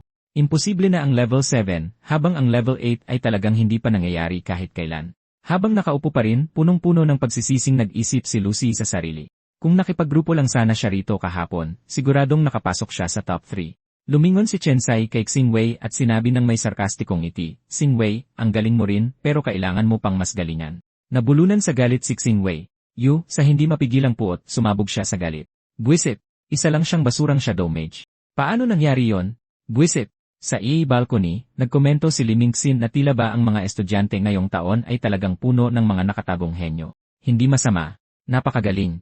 Tumigas ang ekspresyon ni Jiang Zhengwei habang nakatitig sa nangyayari at tahimik na sinusuri ang lahat. Naisip niya na buong araw kahapon na pinag-uusapan ni Jiang Mingyuai ang tungkol sa mga Shadow Mage at ngayong umaga ay buong katiyakan niyang sinabi na hindi siya ang makakakuha ng unang pwesto. Napagtanto niyang siguradong may alam siya. Pagbalik sa entablado, muling nagsalita ang isa sa mga tagapagturo. Bilang tradisyon niya, mabilis niyang tatalakayin ang ilang mahahalagang detalye na kailangang tandaan ng mga bagong gising na propesyonal kapag nagsasanay sa mga piitan at mga field zone. Nang matapos siya, inanunsyo niyang malapit nang maubos ang oras kaya't ang sinumang estudyante na may katanungan ay maaaring lumapit sa mga tagapagturo ng kani-kanilang mga klase para sa karagdagang detalye. Panghuli, nagdeklara siyang maaari nang umalis. Pahanay na lumabas ng auditorium ang mga estudyante, nag-uusap-usap sa isa't isa, at namangha pa rin. Ang pag-abot sa level 8 sa unang araw, talagang nasa ibang antas siya. Isang estudyante ang bumulong ng nakakabaliw. Sa labas, naglalakad ng mag-isa si Chen Zai nang makarinig siya ng mga yabag na tumatakbo sa likuran niya. Si Lucy iyon at inaabot ang kanyang kamay sa kanya. Lumapit siya at sinabing, "Chen Zai, patawad sa nangyari kahapon." Malamig siyang sumagot tungkol saan. Dahil nasaktan, naisip ni Lucy sa sarili na hindi naman siya kailanman pinutol ni Chen Zai sa pagsasalita ng ganoon noon. Hindi sumusuko, tinanong niya kung mag-ensayo ito at iminungkahi na bumuo sila ng grupo. Tumanggi si Chen Zai. "Pasensya na, pero may kagrupo na ako." Pilit ni Lucy na desperada na, "Hindi ba pwede? Kalimutan mo na lang ang mga sinabi ko kahapon." "Sinabi ko lang naman yon dahil sa inis ko." Malamig na tinignan siya ni Chen Xi at sumagot, "Chen Lucy, hindi tayo mula sa isang mundo. Hindi ba't iyan ang sarili mong mga salita?" Mapait siyang nakipagtalo at sinabing isang araw pa lang ang lumilipas, pero itinapon na agad nito ang lahat ng pinagsamahan nila. Nang sandaling iyon, lumapit si Jiang Menghuai at nagtanong, "Chen Zai, wala ka namang balak palitan ang kasama mo sa grupo sa huling sandali, hindi ba?" Direkta siyang sumagot ng hindi. Nanlaki ang mga mata ni Lucy sa gulat, "Ikaw ang kasama mo sa grupo ay si Jiang Menghuai." Nang walang ibang sinasabi, simpleng sinabi ni Chen Zai, "Tara na." Sabay na umalis ang dalawa, naiwan si Lucy habang pinapanood ang tagpo na wasak at bumubulong, talagang bumuo siya ng grupo kasama si Jiang Menghuai. Lumipat ang tagpo sa isang marangyang bulwagan kung saan may nakatayong isang babaeng nakasuot ng pink na damit. Naghihintay sa tabi niya ang isang nakabaluting kabalyero at may isang lalaking nakaupo sa sofa. Sa loob ng marangyang bulwagan, matensyong inulit ni Xingluo, isang karaniwang miyembro ng Destiny Pact Association, habang umiinom ng tsa, level 8. Nakatayo sa harap niya, kinumpirma ni Xingwei, "Tama yon. Level 8 na siya." Hindi nagkakamali ang rankings ng mga baguhan. Mahigpit na hinawakan ni Xingluo ang kanyang tasa ng tsa, mapait na bumubulong na sa loob ng maraming taon, pinigilan siya ni Jiang Zhengwei sa loob ng branch, at hindi man lang siya tinapunan ng tingin. Galit siyang nagpatuloy at ngayon, papalapit na si Jiang Menghui kay Chen Zai. Ito ay napakasamang balita. Nagtanong si Xingwei kung tingin ba niya ay sinusubukang i-recruit ni Jiang Menghui si Chen Zai. Binaliwala ni Xingluo ang ideya. Imposible itong mangyari. Isang baguhang Shadow Mage ay hindi man lang karapat-dapat sa kanyang atensyon. Kung hinahayaan ni Jiang Zhengwei na lumapit ang kanyang anak na babae sa kanya, siguradong dahil ito sa isang partikular na equipment na pag-aari ng batang iyon. Nalito si Wei, kagamitan. Galing siya sa mahihirap na distrito. Saan naman siya makakakuha ng ganoon kataas na antas ng kagamitan? Ipinaliwanag ni Xingluo na ang pag-abot sa level 8 sa iisang araw ay imposibleng mangyari kahit anong paraan pa ang gamitin. Kahit na may perpektong party ng 4 na tao na mabilisang kinukumpleto ang mga dungeon at gumagamit ng premium group contract para alisin ang experience penalty, imposible pa rin ito. Maliban na lang, nagliwanag ang kanyang mga mata nang matapos siya, maliban na lang kung may hawak si Chen Zai na item na lubos na nagpapabilis sa pagkuha niya ng experience. Iyon lamang ang tanging lohikal na paliwanag. Tumutol si Xing Wei, pero hindi pa nga siya umaabot sa level 10. Bukod pa sa napakamahal ng mga kagamitang nagpapataas ng experience, at hindi man lang niya maabot ang level requirements para magamit ito. Sumagot si Xing Luo, maliban na lang kung ang item ay walang kahit anong level requirement. Sa gulat, napagtanto ni Wei na kung isa nga itong artifact na nagpapataas ng experience at walang level requirement, ang halaga nito ay hindi matatawaran. Kahit anong paksyon na makakakuha nito ay maaari itong gamitin para maramihang gumawa ng mga elite na baguhan. Sa galit, idineklara niya, Ama, kung totoo iyan, hindi lang tayo pwedeng maupo at walang gawin. Kung makuha ni Zheng Zhengwei ang item na iyon, o kung maunang makuha iyon ng pamilyang Qin, mapag-iwanan tayo ng tuluyan. Malamig na sumagot si Xing Luo, may oras pa tayo. Patayin siya. Ang item na iyon ay pagmamay-ari ng pamilyang Xing. Madilim na umiti ang kanyang anak at sumang-ayon. Naintindihan ko. Ako mismo ang tatapos sa kanya. Buburahin natin ang lahat ng nakaraan nating kahihiyan. Lumipat ang eksena sa guho ng Dark Mist Village sa labas ng bayan. Isang salaysay ang nagpaliwanag, ang Dark Mist Village ay isang pamayanan mula sa sinaunang mundo. Matapos ang global digitization, nagkumpol ang sangkatauhan sa mga pangunahing lungsod gaya ng Chinese City. Ang mga teleportation circle at dungeon core ng lungsod ay nabuo dahil sa mga bagong panuntunan, habang ang mga lumang baryo ay tuluyang inabandona sa kaparangan. Naglakad sina Chen Zai at Jiang Menghui sa guho na balot ng hamog. Binalaan siya ni Menghui na nasa unahan lang ang aggression zone ng mga level 13 Dark Mist Nightmare Moth. Nagtanong si Jiang Menghui kung magpapatuloy pa rin ba sila. Kinumpirma ni Chen Zai na magiging mapanganib kung mas lalalim pa sila. Sumunod ang isa pang paliwanag. Ang aggression radius ng isang Dark Mist Nightmare Moth ay 20 metro. Kung makaramdam sila ng tuloy-tuloy na paggalaw o maamoy ang dugo sa hangin, naglalabas sila ng nakakaparalisang pulbos at dudumugin ang kanilang biktima upang sakalin ito. Itinaas ni Chen Zai ang kanyang staff habang nananatiling alerto at sinabing, nandito na tayo. Ang Shattered Realm Pact ay naglalabas ng signal na wala pang 50 metro mula rito. Sa sandaling mailap natin ang mga eksaktong coordinate, maaari nating mabuksan ang Shattered Realm Donjon. Sa gitna ng guho na balot ng hamog, tatlong armadong figura ang marahang lumalapit kina Chen Zai at Jiang Menghui. Unang napansin ni Chen Zai ang paggalaw, matalim ang kanyang tingin, habang nanatili ring alerto sa likod niya si Jiang Menghui. Nagpakita ang tatlong figura, isang nakamaskarang swordsman na may puting buhok, isang malaking lalaking may hawak na palakol, at isang nakatalukbong na pinuno na may hawak na mga patalim. May kumpiyansang komento ng pinuno, noong tinanggap namin ang kontratang ito, akala ko mahihirapan kaming isagawa ito. Ipinaliwanag niya na ang mga baguhan ay karaniwang nagkakampo sa mga safe zone sa labas lamang ng mga pader ng lungsod o paulit-ulit na pinapasok ang mga level 5 dungeon, kaya bihirang makakuha ng ganitong malinis na pagkakataon. Lalo pa siyang lumapit, nagliliwanag ang kanyang pulang mga mata. Hindi ko inasahan na maglalakas loob kayong pumasok ng ganito kalayo sa kaparangan ng mag-isa. Isa itong minsan sa isang buhay na pagkakataon. Sa kalituhan, nagtanong si Chen Zai kung ano ang pinagsasasabi niya.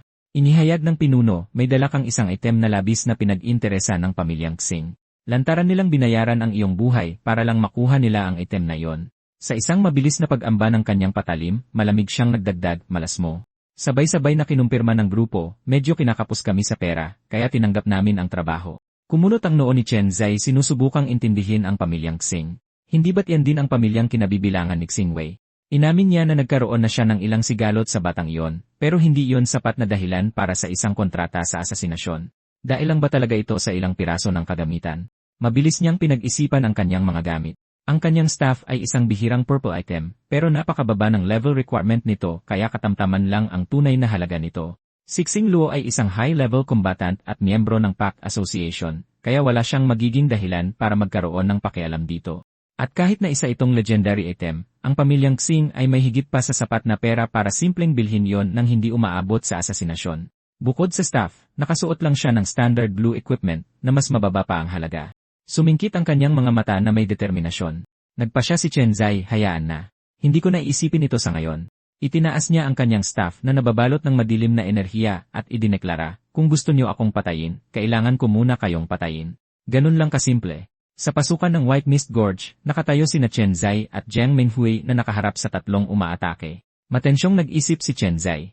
Masyadong bukas ang lugar na ito, kaya labis kaming dehado rito ni Menghui. Walang ano-ano'y mabilis na lumundag pasulong ang nakatalukbong na asasin, nakatutok ang patalim diretsyo kay Jiang Menghui. Hinawakan niya ito mula sa likod, idinidiin ang patalim sa kanyang lalamunan at bumulong, "Munting bata, iminumungkahi ko na ilayo mo ang iyong mga kamay sa communicator na iyon. Hawakan mo ulit yan at tatapusin kita rito mismo." Nanatili lamang siyang tahimik. Pagkatapos ay nagsalita siya ng walang pag-aalinlangan. "Ipinadala kayo ng pamilyang Xing, pero hindi man lang sila nag-abala na sabihin kung sino ako. Ang ama ko ay si Jiang Zhengwei, Chief Deacon ng Faith Pact Association. Gusto mo na ba talagang mamatay?" Nangungutyang umisngis ang nakatalukbong na pinuno kay Jiang Menghui. "Ano naman kung anak ka niya? Kung ibabaon ka namin dito, sino naman ang makakaalam?" Malamig na nagkomento si Chen Zai, tinatantiya ang sitwasyon. Talagang naging mas maginhawa ang mga bagay-bagay matapos ang global digitization. Ang pagsira sa mga katawan at pagbura ng mga rekord ng pambubugbog ay napakadali na lang. Bago pa sila makapagpatuloy, itinaas niya ang kanyang kamay. "Teka," kahina-hinalang tumawa ang pinuno. "May balak ka bang gawing kalokohan o nagmamakaawa ka lang para sa buhay mo?" Nagpatuloy siya, "Huwag ka nang magsayang ng laway. Hindi kami nasusuhulan. Sa linya ng trabahong ito, reputasyon ang lahat." Inihayag ni Chen Zai na sa wakas ay nakakuha siya ng isang Shattered Realm Pack at gusto lang niyang makita ang White Mist Gorge sa unahan bago siya mamatay. Kung hindi siya makakapagpahinga ng mapayapa. Ang lugar na iyon ay talagang walang tao. "Kung papatayin niyo kami sa loob, walang makakahanap sa mga bangkay namin. At kapag patay na kami, magagamit niyo pa rin ang scroll para pasukin ang Shattered Realm Dungeon at solohin ang lahat ng loot. Hindi ba't parang panalo kayo sa parehong sitwasyon?"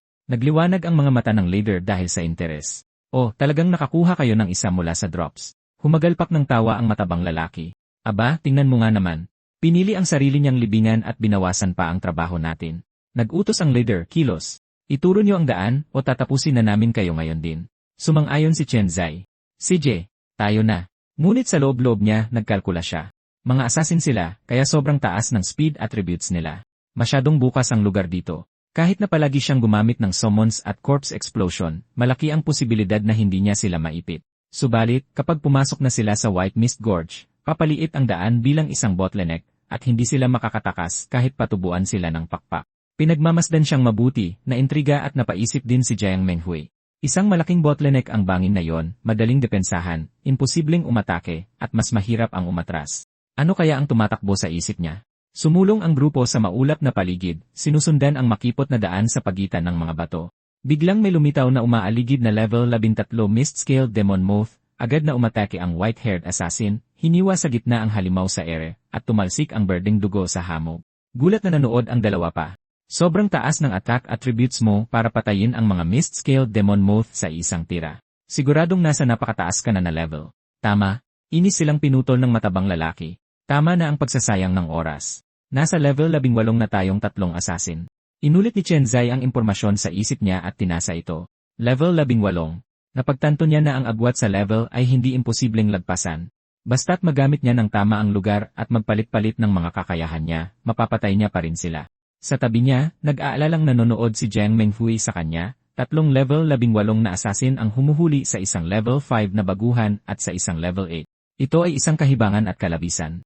Wala silang pag-asang manalo kahit kaunti. Bakit siya napakakalmado?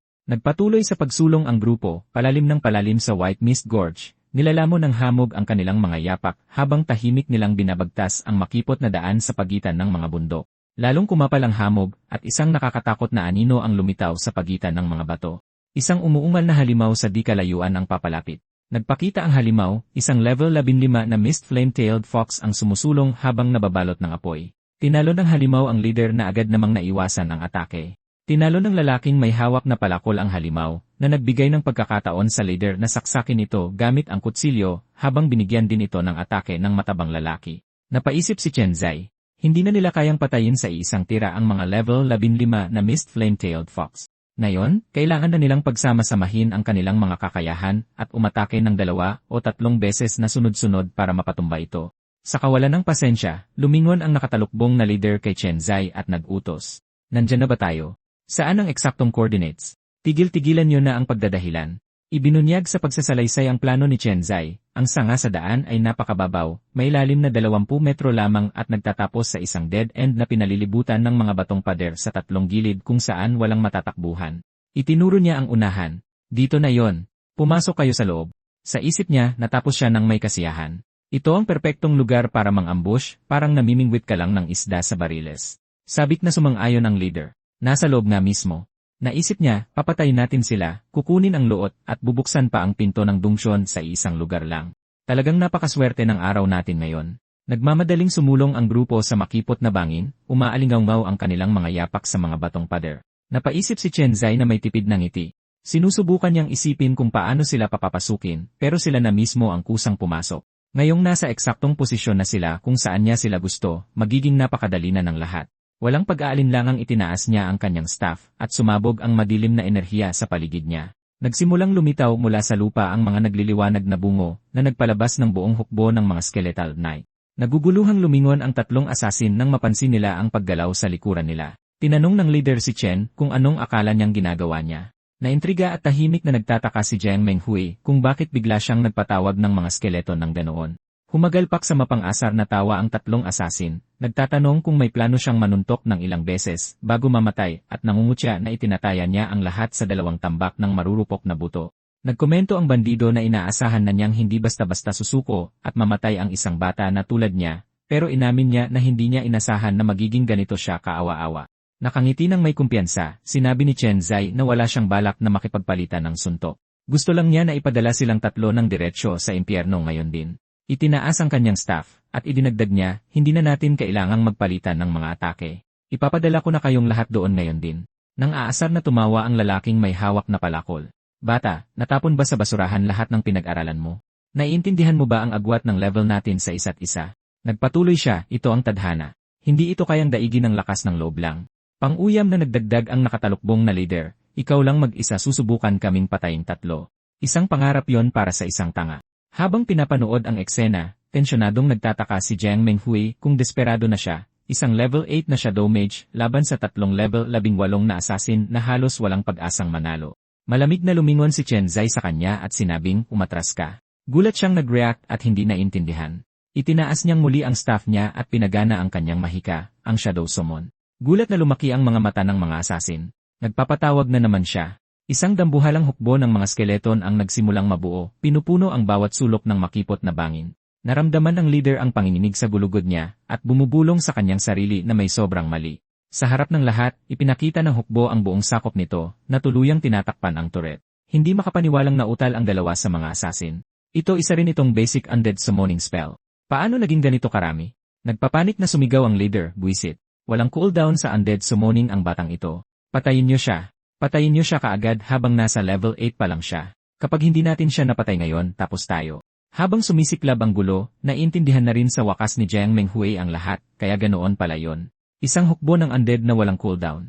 Kaya pala nagawa niyang tapusin mag-isa ang Frostmourne Cave. Ang pagpasok sa isang level 5 dungeon gamit ang ganitong pormasyon ay parang traktora na hindi kailanman humihinto. Walang halimaw ang makakatiis. Sa sobrang desperasyon, sumugod ang tatlong assassin kay Chen Zai ng buong lakas, nakataas ang mga patalim, naghahanap ng pagkakataong umatake bago pa mahuli ang lahat. Pero handa na si Chen Zai at malakas na isinigaw ang corpse explosion.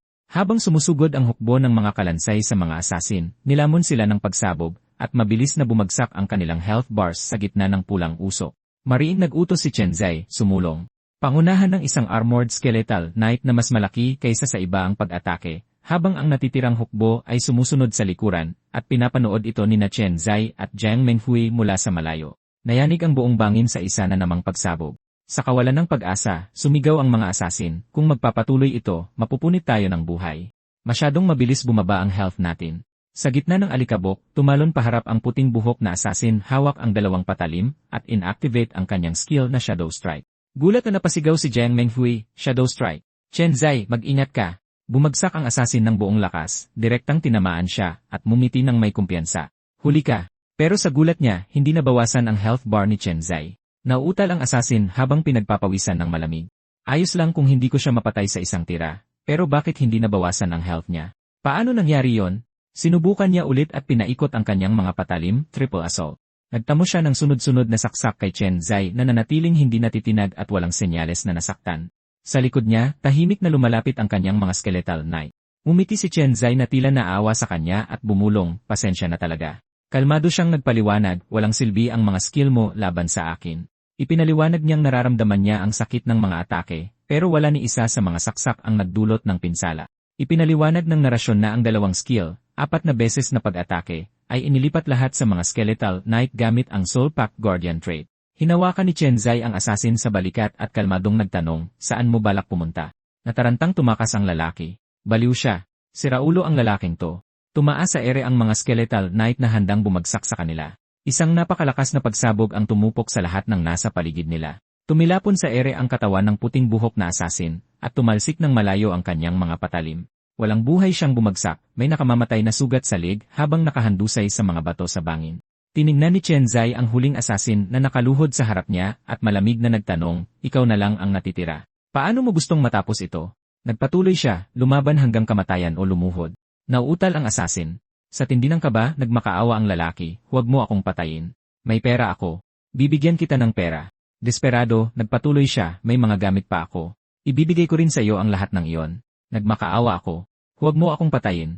Malamig na umiti si Chen Zai at sumagot, kung papatayin kita, mapapasa akin din naman ang lahat ng iyan. Hindi ba kayo ang unang nagturo sa akin ng batas na yan? Pagkatapos ay nagtanong siya, kung ikaw ang nasa posisyon ko, palalampasin mo ba ako kapag nagmakaawa ako? Nakaluhod niyang sinabi, syempre, gagawin ko. Seryosong tinitigan siya ni Chen Zai at nagdeklara, ayoko sa sinungaling. Sa sumunod na sandali, isang pulang pagsabog ang ganap na lumamon sa assassin, at nawala ang katawan niya sa gitna ng wasak na paligid. Dahan-dahang napuno ang kanyang mana bar habang nananatiling nakatayo si Chen Zai sa gitna ng pagkawasak. Lumapit si Jiang Menghui, at sinabi ni Chen Zai na ito ang White Mist Gorge. Anumang oras ay maaaring lumundag ang mga Mist Flame-tailed Fox, kaya hindi sila pwedeng magpabaya. Kalmado siyang nagsabi, mag-iwan ako ng ilang ekstrang kalansay bilang paniguro. Bigla niyang iniba ang usapan. Bakit ka tulala? Simulan mo nang bilangin ang mga lot. Napagkasunduan natin na 30-70 ang Haitian, kaya bilisan mo na. Naguguluhan siyang nag-react. Lumuhod siya sa tabi ng isa sa mga katawan at binuksan ang isang lot bag. Ipinakita ng system na nakakuha ng 85,000 gold coins, 20 eksklusibong purple assassin equipment, at 5 blue equipment. Nanlaki ang mga mata ni Chen Zai. Wow! Pinapanood ang lahat, naiinis na naisip ni Jiang Menghui na kumpara sa kanya, mukhang napakasimple lang ng hidden class ko. Natapos na sa pagbibilang si Chen Zai at tuwang-tuwang nag-anunsyo. Tapos na akong magbilang. Ang kabuuan ay 150,000 gold coins. Sa 30 tandang bawas 70 na Haitian, mayroon kang 45,000. Pero tumanggi si Jiang Menghui. Hindi ko kailangan ng mga gold coin. Sa'yo na lahat yan. Nagulat si Chen Zai hawak ang ginto at nagtanong, sigurado ka bang ayaw mo nito? Paano ang mga assassin equipment? Ayaw mo rin ba ng mga yan? Muli niyang iginiit, ayaw ko ng kahit ano dyan. Iniligtas mo ang buhay ko. Ituring mo na lang yang pasasalamat ko. Sa'yo na ang lahat ng iyan. Sabik na sinabi ni Chen Zai, ayos, napagkasunduan na natin yan. Ngayon, tapusin natin ang Shattered Realm Dungeon. Ibibigay ko sa iyo ang lahat ng experience. Ang gusto ko lang ay ang mga item at gold coin.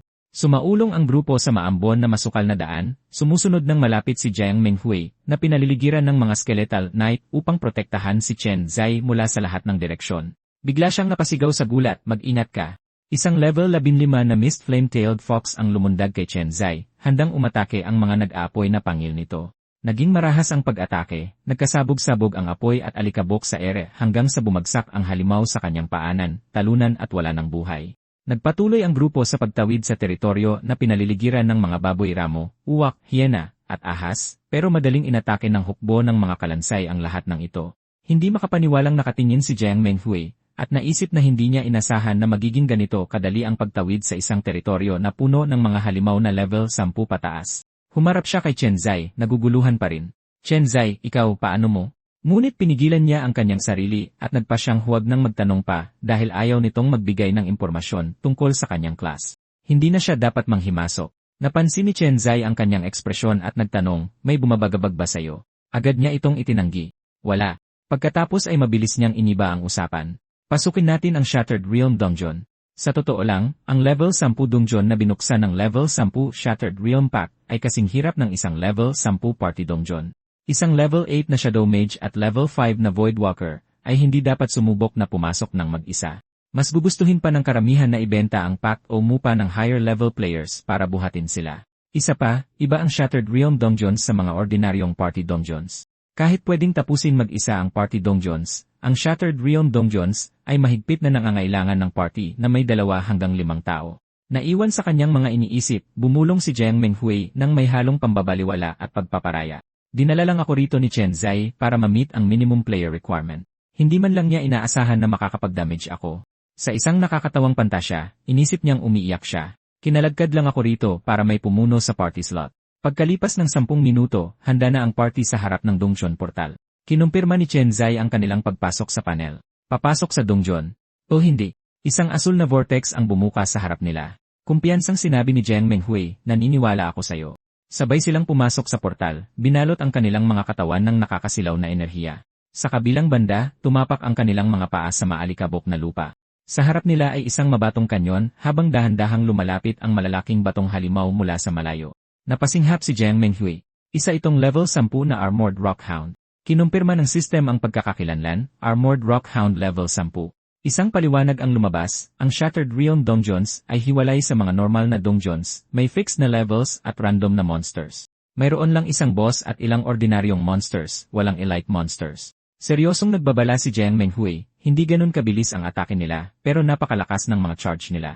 Mayroon din silang makapal na armor at mataas na depensa, kaya kailangan nating mag-ingat. Tinaas ni Chen Zai ang kanyang kamay, parang walang pakialam sa babala, at sinabing, walang kaso yan. Magsimula na tayo. Itinaas ni Chen Zai ang kanyang staff, at lumitaw ang kanyang hukbo ng mga anino sa paligid niya. Sumulong ang mga skeleton knight sa isang pormasyon, habang umuungal ang malaking armored rockhound sa harap nila. Sumigaw ng utos si Chen Zai, patayin sila. Sumugod ang mga skeleton at inatake ang halimaw, pero halos walang naiwang marka ang mga atake nila, ni walang gasgas. Ang stone armor ng Armored Rockhound ay may napakataas na depensa, at ang mga blunt attacks ng mga skeletal soldier ay halos walang damage na nagawa. Nag-alok ng tulong si Jiang Menghui, pero agad itong tinanggihan ni Chen Zai. Hindi na kailangan. Nasaktan sa kanyang sagot, inisip niya sa kanyang sarili ng may sama ng loob, tinatrato niya akong pabuhat. Nang walang kaba, inactivate ni Chen Zai ang isa pang skill at mabilis na sumugod ang mga skeleton, sunod-sunod na sumabog laban sa hound. Isang paliwanag ang lumabas, ang corpse explosion ang perpektong panlaban sa makapal na armor na iyon, dahil madaling nawasak ng sumasabog na pinsala ang depensa ng nilalang. Nasiyahan, kumpiyansang sinabi ni Chen Zai, nakita mo yon. Hindi man lang nakayanan ang isang tira. Pagkatapos ay inasar niya si Jiang Menghui, tutal hindi mo naman hahatiin sa akin ang mga equipment o ginto, isipin mo na lang na ito ay isang nakaka-relax na pamamasyal. Tahimik lang siyang sumagot. Isang mapanirang pagsabog ang tuluyang bumalot sa Armored Rockhound. Kinumpirma ng system na matagumpay na natalo ng party ang Armored Rockhound. Nakakuha ng 180 experience. Nanlaki ang mga mata ni Chen Zai. Ano? Di makapaniwalang nagtanong si Jiang Menghui, seryoso ka ba? Sa sobrang pananabik, sinabi ni Chen Zai na mas malaki itong experience kaysa sa inaasahan niya. Kinwenta niya, halos 3 beses itong mas malaki kaysa sa makukuha mo mula sa isang level 5 Frost Mole at mas mataas din ang difficulty. Isa itong tunay na kayamanan. Dagdag niya, kahit ibawas pa ang level penalty, ang isang wild monster ay nagbibigay ng pinakamaraming 30 experience points dito. Ang pagsasanay sa lugar na ito ay hindi bababa sa 6 na beses na mas mabilis. Nang may kumpiyansa, nagtapos siya, kung gayon ang iba rito ay madali na lang. Marami pang pagsabog ang yumanik sa battlefield habang sunod-sunod na dumadami ang mga experience notifications. 2 pang hounds ang nahuli sa sumunod na pagsabog, umungol bago bumagsak habang mas marami pang experience ang nadagdag sa kanilang kabuuan. Sa lapag, lumitaw ang mga luot, mga piraso ng armor, isang espada, at axe boots na nakakalat sa mga bato.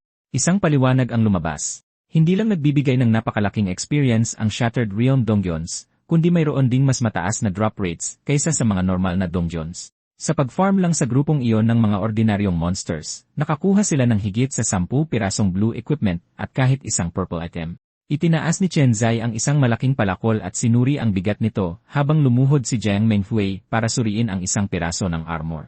Paiisip niyang sinabi, nakakalungkot lang na ang lahat ng attributes ay pabor sa heavy armor pati na rin sa earth at stone elements, kaya wala itong silbi para sa mga magic users na tulad natin. Pero kung ibebenta natin ang lahat sa auction house, tiyak na malaking pera ang kikitain natin. Medyo may halaga ang mga gamit na ito. Umingay ang isa pang pagsabog sa lugar at muling nadagdagan ang kanilang experience. Biglang napahinto si Jiang Menghui sa gulat. Teka, may nararamdaman yata ako. Nagtanong si Chen Zai, ano yon? Isang malaking holographic panel ang umilaw sa harap niya. Umabot na si Jiang Menghui sa level 6. Nagulat si Chen Zai at napatili. Nagniningning sa tuwa, ngumiti siya. Nag-level up ako. Naabot ko ang level 6. Buong pagmamalaking ngumiti si Chen Zai. Binabati kita. Nagpasalamat siya sa kanya sa pag-imbita sa party. Wala man lang akong nagawang maitutulong. Sumagot siya na walang ibang gustong bumuo ng party kasama niya, kaya hindi na kailangang magpasalamat. Masayang ngumiti pabalik si Jiang Menghui. Habang nagpapatuloy sila, may napansin siya sa abot tanaw at itinuro iyon. Tingnan mo, nandoon na. Sa harap nila, isang higanteng nilalang ang bumangon sa gitna ng mga bato. Ang Hound King, ang dungeon boss, level 15, isang dambuhalang gintong leong bato na naglalakihan at nangingibabaw sa buong tanawin sa harap nila.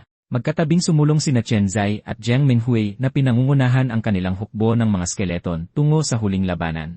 Sumugod ang mga skeletal knights na may kumikinang na mga mata at isang matinding pagsabog ang bumalot sa battlefield habang pinapakawalan ang atake. Umuungal sa sakit ang Hound King. Inilabas ng system ang mga kakayahan nito, Stone Armor Condensation para sa depensa at Shattering Stone Hull para sa opensa. Kahit pa inatake, nananatiling buo pa rin ang health bar nito. Gulat na nanonood si Chen Zai.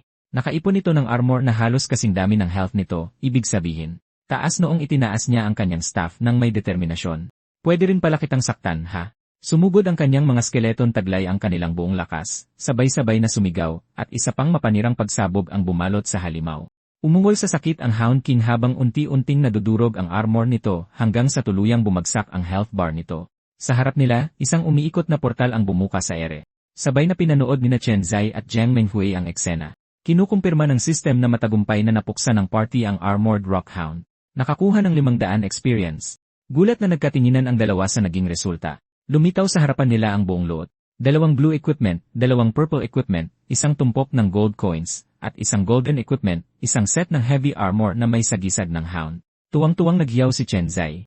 Golden equipment. Kahit heavy armor ito na may earth at stone attributes, siguradong aabot ng kahit 100,000 gold coins kung ibebenta ito sa trading house. Bilib na komento ni Jiang Menghui, napakaswerte mo naman. Kahit mataas pa ang drop rates ng isang Shattered Realm Dungeon, napakababa pa rin ng tsansang makakuha ng isang legendary equipment. Pambihira talagang makakuha ng ganito. Sabay na naglakad ang dalawa papasok sa portal, habang nagliliparan ang mga gold coins sa paligid nila. Tuwang-tuwang sumigaw si Chen Zai, tara na. Lumipat ang eksena sa asyenda ng pamilya Xing. Sa loob, kinakausap ni Xing Luo ang anak niyang nakasuot pa rin ng armor. Sinubukan siyang pakalmahin ng kanyang anak. Ama, huwag na kayong masyadong mag-alala. Baka inion lang ng manual ng 3 assassin na yon ang Do Not Disturb mode nila. Hindi ibig sabihin na may masamang nangyari na sa kanila. Nagmaktol lang si Xing Luo. Kinakabahang nagtanong si Xing Luo sa kanya. Kusang nag-offline sila. Inutusan ko silang patayin si Chen Zai, pero hanggang ngayon wala pa rin silang balita. Hindi sila nag-report tungkol sa misyon, at hindi rin nila kinumpirma kung buhay o patay na si Chen Zai. Tapos ngayon, sabay-sabay silang 3 nagdesisyong mag-offline ng ganitong oras. Nagdududang tanong niya, naniniwala ka ba talagang nagkataon lang ang lahat ng ito? Patuloy niya, pero kung talagang patay na sila, paano nangyari yon? Ang target nila ay ang level 8 Shadow Mage na si Chen Zai kasama ang isang level 5 na baguhan. Sa pinagsamang lakas nilang 3, paano nangyaring sila pa ang natalo? Maliban na lang kung may nakialam. Baka pamilya Jiang. Nakialam ba ang pamilya Jiang para tulungan si Chen Zai? Nag-aalalang pagpapatuloy ni Xing Luo, at ang pinakamahalagang tanong sa lahat, patay na ba si Chen Zai o hindi? At nakuha ba nila ang level requirement free equipment na pinapakuha ko sa kanila? Biglang may napagtanto ang kanyang anak. Ama, may naisip ako. Paano kung nakuha talaga nilang 3 ang level requirement free equipment ni Chen Zai, naging gahaman, trinidor tayo, at tinakasan na tayo? Kung sa bagay walang katumbas na halaga ang equipment na yon, siguradong matutukso sila dito. Sumabog sa galit si Xing Luo. Mga basura. Puro sila mga walang kwentang basura. Bakit hindi ko agad naisip ang posibilidad na yon? Kung talagang nangahas silang itakas ang equipment na yon, pupunitin ko sila sa 10,000 piraso at isasaboy ang mga abo nila sa hangin. Sa oras na yon, biglang pumasok ang isang tagapagsilbi sa silid. Master, young master, masamang balita. Kakatanggap lang natin ng balita na nakabalik na galing sa labas ng lungsod sina Chen Zai at Jiang Menghui. Pareho silang ligtas at wala man lang ni isang dalos. Nagulat ang kanyang anak. Ano, nakabalik sila ng buhay? Naging seryoso si Xing Luo. Nakabalik talaga ng buhay si Chen Zai. Tulad ng inaasahan ko, nabigo ang 3 basurang iyon. Naguguluhang tanong ng kanyang anak, Chen Zai. Kung hindi patay si Chen Zai, ibig sabihin talagang patay na ang 3 iyon o kusang nag-offline. Magiging mahirap na gumawa ng hakbang laban sa kanya pagkatapos nito. Sabi ni Xing Luo, hindi iyan ang dapat mong ipag-alala ngayon. Dapat kang mag-alala na baka may lumabas na impormasyon. Isang seryosong krimen ang pag-upa ng mga asasin para pumatay ng isang professional kapag nalaman ito. Nag-aalangang nagtanong ang kanyang anak, Ama, ano ang dapat nating gawin dito? Nagdesisyon si Xing Luo, isantabi muna natin ang isyong ito. Bantayan mo ang mga balita at patuloy mong subukang kontakin ang 3 iyon. Gusto kong malaman ang lahat ng nangyari ngayong araw. Huwag mong hayaang may makalusot na kahit isang detalye. Lumipat ang eksena sa asyenda ng pamilya Jiang, isang nakamamanghang kompleks ng tradisyonal na Chinese architecture. Sa loob, kausap ni Luo Fan, isang central na miyembro ng Fate Pact Association, si Jiang Zhengwei. Nang sandaling iyon, pumasok sa pinto si Jiang Menghui. Tito Luo, nandito po pala kayo. Naiinis na lumingon si Jiang Zhengwei. Saan ka ba galing, bata ka? Buong tiwalang naglakad si Jiang Menghui palapit sa kanila suot ang kanyang combat gear. Hindi ko po ba sinabi sa inyo? May usapan kami ng isang kaibigan na magdungsyon. Ay at nga po pala, ama, level 6 na po ako. Gulat na nanlaki ang mga mata ni Zhang Zhengwei. A level 6. Tuwang-tuwang sabi ni Luo Fan, pangalawang araw mo pa lang, pero level 7 ka na. Talagang nahigitan na ng estudyante ang kanyang guro. Pinasalamatan niya ang kanyang tito at sumagot, sinabi po kasi ni ama na kung ibibigay ko ang lahat, mas magiging kapaki-pakinabang akong anak kaysa sa kapatid ko. Dahil ayaw makaabala sa usapan, kahit nagawa na niya, sinabi ni Jiang Zhengwei na may mahahalagang bagay pa siyang kailangang pag-usapan kasama si Tito Luo. Umupo siya sa mesa kasama ng kanyang libro habang naiwan sa likuran si Luo Fan. Habang nag-iisa sa kanyang mga iniisip, nag-aalangang nagtaka siya, sasabihin ko kaya kina ama at Tito Luo ang tungkol kay Chen Zai. Ipinagpatuloy ni Luo ang usapan. May dalawang mahalagang issue ngayon. Ang una ay ang estratehiya para sa level 6 na po Raid Dongjuan, ang Black Dragon Mountains. Ang ikalawa ay ang paparating na National War, na magsisimula sa loob ng isang buwan. Nag-isip-isip si Jiang Zhengwei habang umiinom ng kanyang tsa. Dahil ito ang may pinakamataas na level sa lahat ng Raid Dongjuan sa ngayon, desperado ang bawat bansa na maklear ang Black Dragon Mountains. Pero sadyang napakahirap nito at napakarami na nang namamatay. Hindi natin ito pwedeng madaliin. Kinakabahang pinagpapawisan, sumagot si Luo, hindi ito tungkol sa pagmamadali. Sadyang hindi na natin kaya pang magpaliban. Kahapon lang, nakuha na ng country ang first clear ng Black Dragon sa normal difficulty. Mapait siyang nag-isip sa sarili, kung hindi lang bigla ang nagkasakit si Luo Zhenning, hindi sana magiging pagkakataon ng iba na manguna. Nagtanong si Zhengwei, dahil nakuha ng country ang first clear ng Black Dragon, hindi ba't makukuha rin nila ang exclusive equipment nito? Kapag nabigyan nila ng mga equipment na ito ang buong puwersa nila, lalo lang lalaki ang agwat pag nagsimula na ang National War, at mapipilitan na naman ang country ni sa isang pasibong posisyon. Sumang-ayon si Luo, tumpak. Iyon ang pinakaikinababahala ko. 3 magkakasunod na taon nang hindi nakakapasok sa top 3 ang country new sa National War. Kung babagsak na naman ang ranking natin, lalo pang mababawasan ang ating mga resources, at lilikha ito ng isang walang katapusang malalang siklo, at hindi lang ang country ang nagbabantay sa atin. Namayani ang nakakabinging katahimikan sa loob ng silid. Binasag ni Zhengwei ang katahimikan. Kaya ka pumunta rito dahil kailangan mo ng tulong ko. Kung kailangan ako ng bansa, aalis agad ako papuntang kapital para sumali sa pangkat na maglilinis sa Black Dragon Mountains. Nilinaw ni Luo na nagawang linisin ng country ang Black Dragon gamit ang human wave tactics, ngunit hindi natin basta-basta itatapon ang mga buhay ng ganoon lang. Kumbabang sumagot si Luo Fan, matandang Jiang, nandito lang ako para balitaan ka at bigyan ng babala. Wala nang iba. Samantala, habang nakaupo sa likuran, tahimik na nagninilay si Jiang Minghuai, dumaan sa kanyang isipan ang imahe ni Chen Zai na napapalibutan ng kanyang hukbo ng mga kalansay. Kung mabilis na lalakas si Chen Zai ngayong buwan, magiging iba ang sitwasyon. Ipinagpatuloy niya ang kanyang pag-iisip, bukod pa sa mga kakayahang maaari pa niyang mabuksan. Ang kanyang walang katapusang pagtawag ng mga kalansay, kasama ang corpse explosion pa lang, ay katumbas na ng lakas ng isang maliit na grupo, at isa lamang iyan sa pinakamatipid kong pagtatantya sa kanyang lakas. Kung handa siyang maglingkod sa bansa, ang magiging impluensya niya ay magiging walang kapantay. Siyempre, ang kondisyon ay kung mabilis siyang uunlad sa susunod na buwan. Dahil nasabik sa naisip, nagtanong siya ng malakas, paano kung may isang taong kayang mag-isang baligtarin ang kahihinatnan ng National War? Isang taong may malaking papel sa paglilinis sa Black Dragon Mountains o kayang mag-isang tapusin ito. Anong klaseng pagtrato ang matatanggap ng taong iyon? Gulat na sumagot si Luo Fan. Hindi kailanman matutukoy ng isang tao ang kahihinatnan ng National War. Hindi ito isang bagay na kayang magpasya ng isang klase o iisang kagamitan. Ang National War ay paligsahan ng pinagsama-samang lakas ng buong bansa. Sinuportahan ni Zhang Zhengwei ang kanyang punto. Tama, Menghui, tigilan mo ang pagpapagana sa imahinasyon mo. Nagpatuloy siya, kahit na may hidden class siya, hindi malilinis ang malakihang Raid Dongjuan tulad ng Black Dragon Mountains nang walang kooperasyon ng lahat. Sa yugtong ito, talagang imposibleng magkaroon ng ganoong kapasiyahang papel ang isang tao. Hindi na tinag, mahinahong iginiit ni Zhang Menghui, sinasabi ko lang na paano kung talagang may ganoong tao, anong klaseng pagtrato ang matatanggap niya? Inilagay ni Luo ang isang daliri sa mesa habang malalim na nag-isip. Sinagot niya ang kanyang pamangkin. Kung talagang may ganoong tao, hindi ko alam kung paano tatantyahin ang eksaktong pagtrato na matatanggap niya, pero masisiguro kung ituturing siyang isang elite na henyo. Isang tao na paglalaanan ng buong country sinang lahat ng yaman ng bansa para linangin. Idinagdag niya na hindi sapat ang salitang pagtrato para ilarawan ang sitwasyon. Pararangalan sila ng bansa bilang isang pambansang bayani, at sa loob ng country magagawa nila ang halos lahat ng gusto nila. Bigla na lang tumayo si Zhang Menghui at determinadong nagdeklara, magsasanay ako. Nagpalitan ang gulat na tingin si Naxing Luo at Zhang Zhengwei sa kanyang biglaang reaksyon. Lumipat ang eksena sa Ice Temple Cave sa hard difficulty. Sa kailaliman ng nagyelong dungsyon, muling dinodomina ni Chen Zai ang isa pang dungsyon ng mag-isa. Nanatiling matatag at nakatuon ang kanyang mga mata nang walang kauntimang pag-aalinlangan.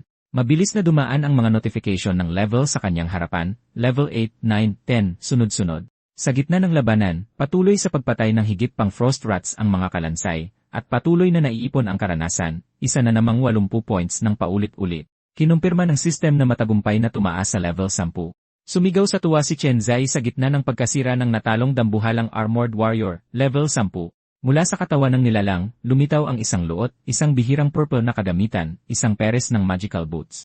Nasasabik na nagkomento si Chen Zai na ito mismo ang kailangan niya. Agad niyang isinuot ang boots, at binalot ng lilang enerhiya ang kanyang mga paa.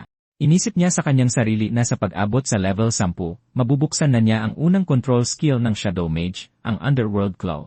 Ipinakita ang mga detalye ng skill, isang 2 minutong cooldown, 10 mana cost, at ang kakayahang maglabas ng mga aninong galamay na pipigil sa mga kalaban ng 3 segundo. Ang mga control effect ay maaaring maipon ng walang hanggan. Napagnilayan ni Chen Zai ang bago niyang nakuha, ang Underworld Claw ay isang pangunahing control skill para sa Shadow Mage. Ang pinakabuod ng magic system ay hindi ang mapanirang pinsala, kundi ang pagkontrol na nagdidikta sa takbo ng labanan, kaya walang magagawa ang kalaban kundi ang masakerin. Inisip niya na ang 3 segundong pagpigil ay maaaring maging walang halaga sa iba, pero para sa kanya na walang cooldown, may walang hanggang pagcast, at may 10 metrong saklaw. Ang pagpigil ay maaaring maipon at ma-refresh ng walang katapusan. Hanggat kaya ng kanyang mana, walang karapatan ang kalaban na igalaw kahit isang daliri. Kailangan niya lang tumayo at anihin ang mga resulta. Wala nang iba. Isang bagong golden trait ang lumitaw sa harapan ni Chen Zai, ang level 10 Infinite Hand. Ipinakita ang epekto nito. Bawat kalaban na napapatay ay nagdaragdag sa kanyang casting range ng 1 metro nang walang limitasyon, kaya maaari siyang umatake mula sa napakalayong distansya. Sa pagkabigla, hindi makapaniwalang inulit ni Chen Zai. Ang pagpatay sa isang halimaw ay nagdadagdag ng 1 metro sa aking saklaw, at hindi nito tinukoy ang alinmang partikular na skill. May pagkamanghanyang napagtanto. Naangkop ang trait na ito sa lahat ng skill. Naglalakad sa snow na napapalibutan ng kanyang hukbo, inisip niya ang potensyal nito. Sa bandang huli, ang pagpatay ng 1 milyon halimaw ay nangangahulugang madaragdagan ng 1 milyon metro ang kanyang casting range. Sa oras na makatawag siya ng Bone Tyrants at Abyssal Bone Dragons, ang pagwasak sa buong lungsod mula sa 1,000 kilometro ang layo ay mangangailangan na lang ng simpleng pagkumpas ng kanyang kamay. Nakangiti siyang nagpatuloy. Kapag nagbukas siya ng mga bagong skill na may ganitong trait, napakadali nang kunin ang ulo ng kalaban kahit 1,000 kilometro ang layo. Sa ngayon, kailangan na lang niyang linisin ang ilang dungeons upang madaling masakop ng kanyang saklaw ang daan-daan o libu-libong metro. Habang may pilyong ngiti, mahina siyang tumawa, kung ganoon, pasensya na. Pinangunahan ni Chen Zai ang kanyang hukbo ng mga skeleton knight at sumigaw, kayong maliliit na frost moles, nahanap niyo ang perpektong lugar para mamatay. Ang labanan ay sunod-sunod na naganap, ang mga kalansay ay nagmassacre sa mga moles isa-isa, habang ang karanasan ay naiipon sa bawat matagumpay na pag-atake. Ang kanyang mga yapak ay umaalingaw sa buong snow habang pumuputok ang malayelong alikabok. Sa kanyang harapan, nagpakawala ng nagbabantang ungol ang Frost Mole King. Tiningnan ito ni Chen Zai ng may ngiti, Frost Mole King, nagkita tayong muli. Itinaas niya ang kanyang kamay at inactivate ang kanyang bagong skill, ang Underworld Claw. Sumabog ang maiitim na kamay sa hangin at ganap na pinigilan ang halimaw. Kinumpirma ng pagsasalaysay na ang 3 segundong pagpigil ay perpektong nag-chain papunta sa susunod na cast.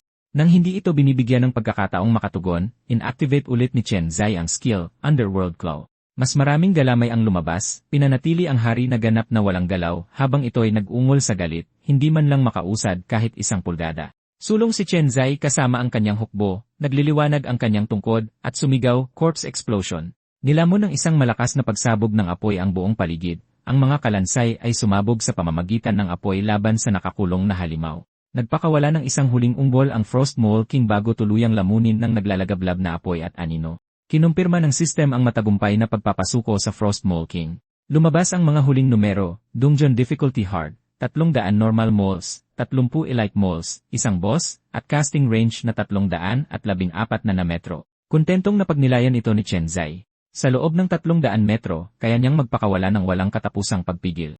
Kahit ang mga long-range classes ay mapapatayo na lang at maghihintay ng kamatayan, ni hindi man lang masaling ang isang hibla ng buhok sa kanyang katawan. At sa corpse explosion, madali ang kamatayan ang abot nila. Kung nakaharap niya ang tatlong mamamatay tao ngayon, madali na lang para sa kanya na patayin sila. Napapalibutan ng kanyang mga kalansay, inihayag niya, gutom na ako. Tama na para sa araw na ito. Nakatayo sa harap ng trading house, nakangiting nag-isip si Chen Zai.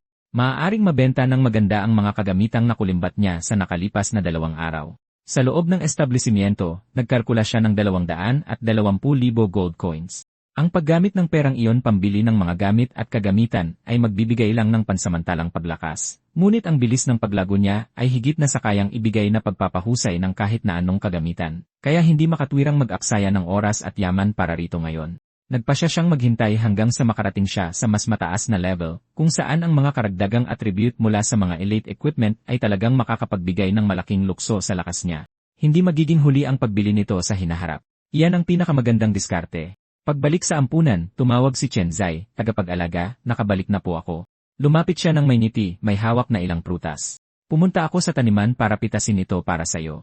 Hindi ko alam kung anong pinagkakaabalahan mo kailan lang, pero kailangan mong siguraduhin kumakain ka ng maayos. Okay ba? Malambing na sumagot si Chen Zai. Alam ko. Dahan-dahan niyang hinawakan ang mukha nito. Sige na, bumalik ka na sa kwarto mo at magpahinga. Nang gabing iyon sa kanyang kwarto, inihagis ni Chen Zai ang kanyang sarili sa kama at nagpahinga habang kumakain ng orange. Naisip niya, kahit na ang Shadow Mage ay isang ordinaryong class lang na may trait system, sapat na ito para durugin ang anumang hidden class. Habang mas maraming traits ang naa-unlock, kailangan niyang mas magsikap pa para mag-level up. Nagsimula siyang gumulong-gulong sa kama ng nakakatawa. Titulo, sisiguraduhin kong magiging malakas ako para tumayo sa tabi mo at lumaban kasama mo. Bigla siyang napabangon dahil sa kaba. May isang taong pumasok sa bintana. Si Jiang Menghui ito. Nagulat siya, Miss Jiang, hindi ka dumaan sa pinto at umakyat ka pa sa bintana ko sa kalagitnaan ng gabi para lang takutin ako. Tumawa siya. Time test ko lang ang mga skills ng class ko. Sumagot si Chen Zai, hindi ginawa ang hidden class skills para akyatin ang mga pader.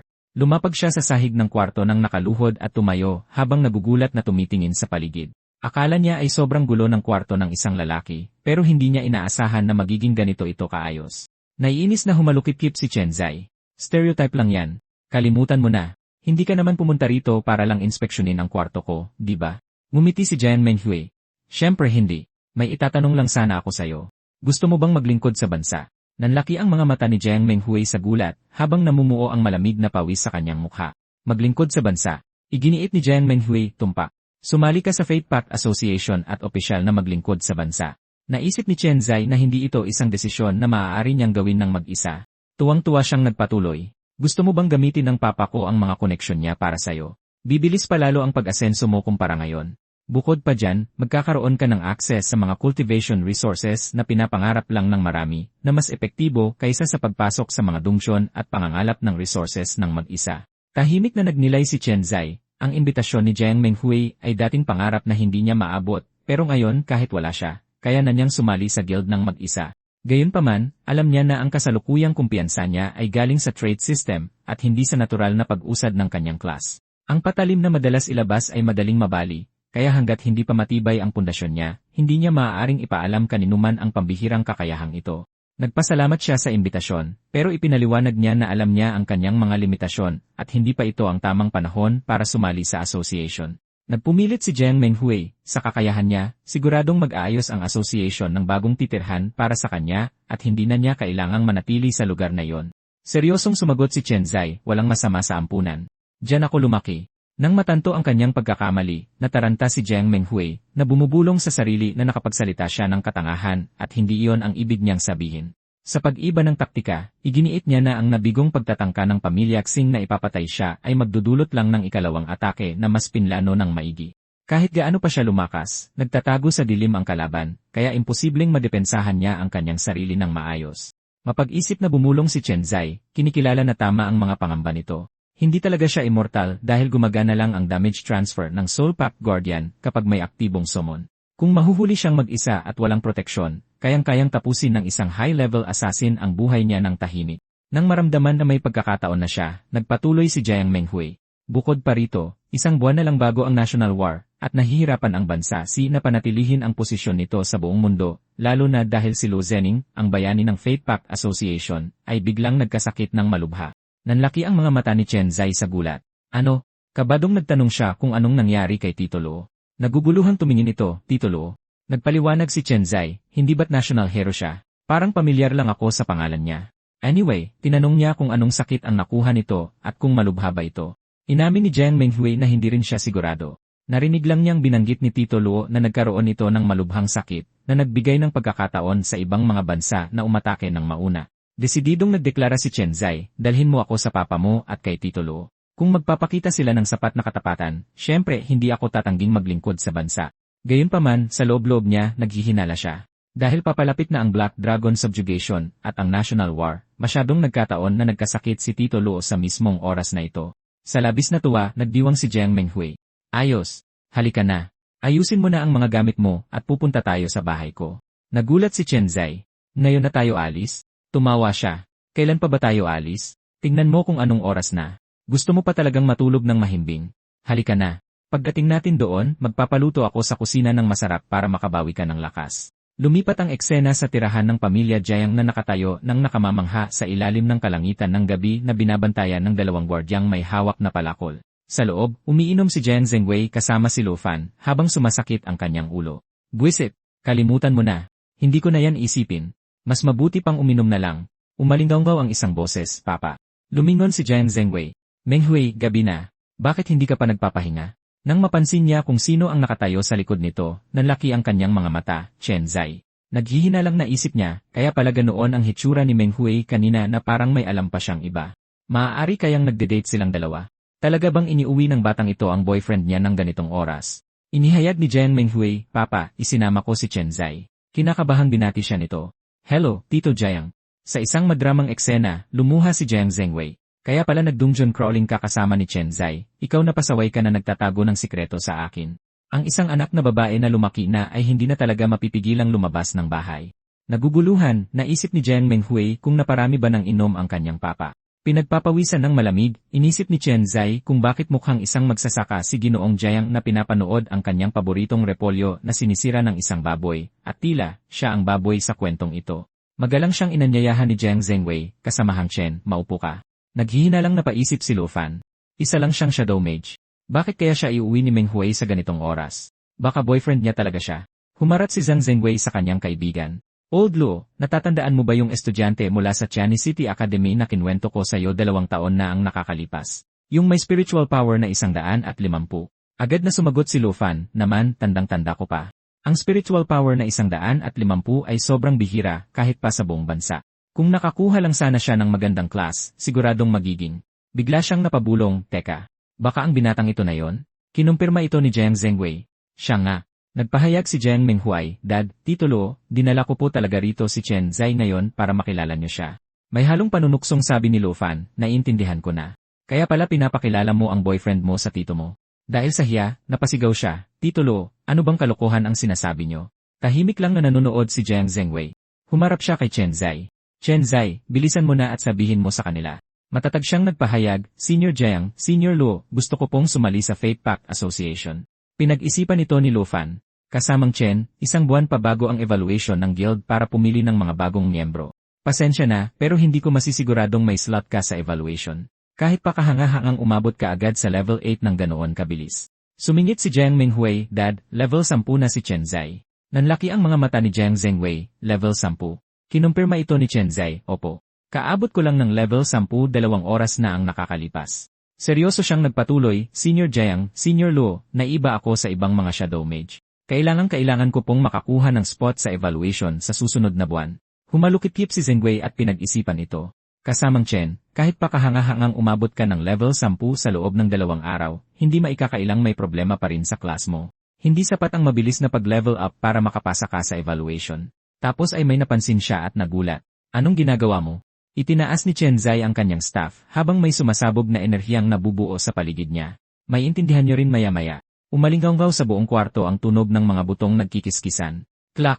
Nagsimulang magsitawahan ang mga skeleton knight at nagmartsa papasok sa bulwagan. Nagkomento si Lu Fan na hindi pa rin humahanga. Isa lamang itong basic summoning skill ng isang shadow mage. Idinagdag pa ni Jiang Zhengwei na hindi pa rin ito sapat. Umiti si Chen Zai at mas itinaas pa ang kanyang staff. Pampagana pa lang yan. Nagbiro si Jiang Menghui, huwag kang masyadong atat, Dad. Isang dambuhalang hukbo ng mga skeleton ang tuluyang pumuno sa bulwagan. Napasigaw si Jiang Zhengwei sa gulat, ano ito? Nautal si Lu Fan, halos hindi makapagsalita. Nanatiling nakatayo si Chen Zai sa gitna habang napapalibutan ng kanyang hukbo, kalmado at matatag ang kanyang mukha. Mula sa itaas, ang buong mansyon ay puno ng sunod-sunod na hanay ng mga skeletal warrior na sinasakop ang bawat sulok ng bulwagan, habang ang dalawang lalaki ay nanatiling hindi makagalaw sa gulat sa lamesa. Nakangiting nasiyahan si Jiang Mengyue. Kaya ko dinala rito si Chen Zai para makilala nyo. Kalmadong nagpaliwanag si Chen Zai na ang kanyang mga skill ay walang cooldown. Hanggat mayroon siyang mana, kaya niyang magsumon ng walang hanggan. Dagdag pa rito, ang no cooldown trait na ito ay gumagana sa lahat ng kanyang mga skill, summoning, crowd control, at offensive magic ng walang palya. Ilang beses na rin niyang nalagpasan ng mag-isa ang normal at hard difficulty ng Frozen Mole Cave. Napatayo si Lu Fan mula sa upuan niya sa sobrang gulat, mga skill na walang kahit anong cooldown. Ngayon lang ako nakarinig ng ganyan. Nakipagsiksikan si Jiang Zhengwei sa hukbo ng mga skeleton para makiusap na tumabi sila. Makikiraan. Makikiraan lang sandali. Nilapitan niya si Chen Zai at diretsahang nagtanong. Kaya pagsapit ng late game, kaya mo na ring magsumon ng walang katapusang Abyssal Bone Dragon. Kalmadong sumagot si Chen Zai, base sa pag-usad ko ngayon, opo, posibleng-posible po yan. Itinaas ni Chen Zai ang kanyang kamay at isang holographic panel ang lumabas sa harapan nilang lahat upang ipakita ang kanyang mga trait. Inililipat ng Soul Pack Guardian ang 100% ng damage na natatanggap ng player papunta sa mga summon niya. Dinadagdagan ng Hand of Infinity ang casting range ng 1 metro sa bawat kalabang napapatay at wala itong limitasyon. Ang kasalukuyang bonus niya ay 304 meters. Nagpaliwanag siya, ang mismong mga skill ko ay hindi naiiba sa kahit sinong Shadow Mage at halos pareho lang kami ng base attributes. Ang pinagkaiba lang namin ay nakasalalay sa trait panel. Bawat 5 level ay may bagong trait na nabubuksan, kasama na ang pinakaunang trait noong level 0. Mayroon na akong 3. Gulat na gulat sina Lu Fan at Jiang Zhengwei, at pinagpapawisan ng malamig. Teka, sinasabi talaga rito na walang cooldown ang kahit anong skill mo. Hindi makapaniwalang pag-iit ni Jiang Zhengwei. 100% ng damage na tinatanggap mo ay inililipat sa mga summon mo, at kaya mong magsumon ng walang hanggan. Hindi ba't ibig sabihin yan ay immortal ka na? Mas gulat pa siyang nagturo sa panel. At itong casting range na ito, 304 meters, at pwedeng tumaas ng walang katapusan. Habang nakadiin ang mga daliri sa kanyang sintido, nagugulumihan ng napabulong si Jiang Zhengwei. Teka, sandali lang. Bigyan mo ako ng ilang segundo para iproseso lahat ng ito. Sandali lang, pakiusap. Sandali lang.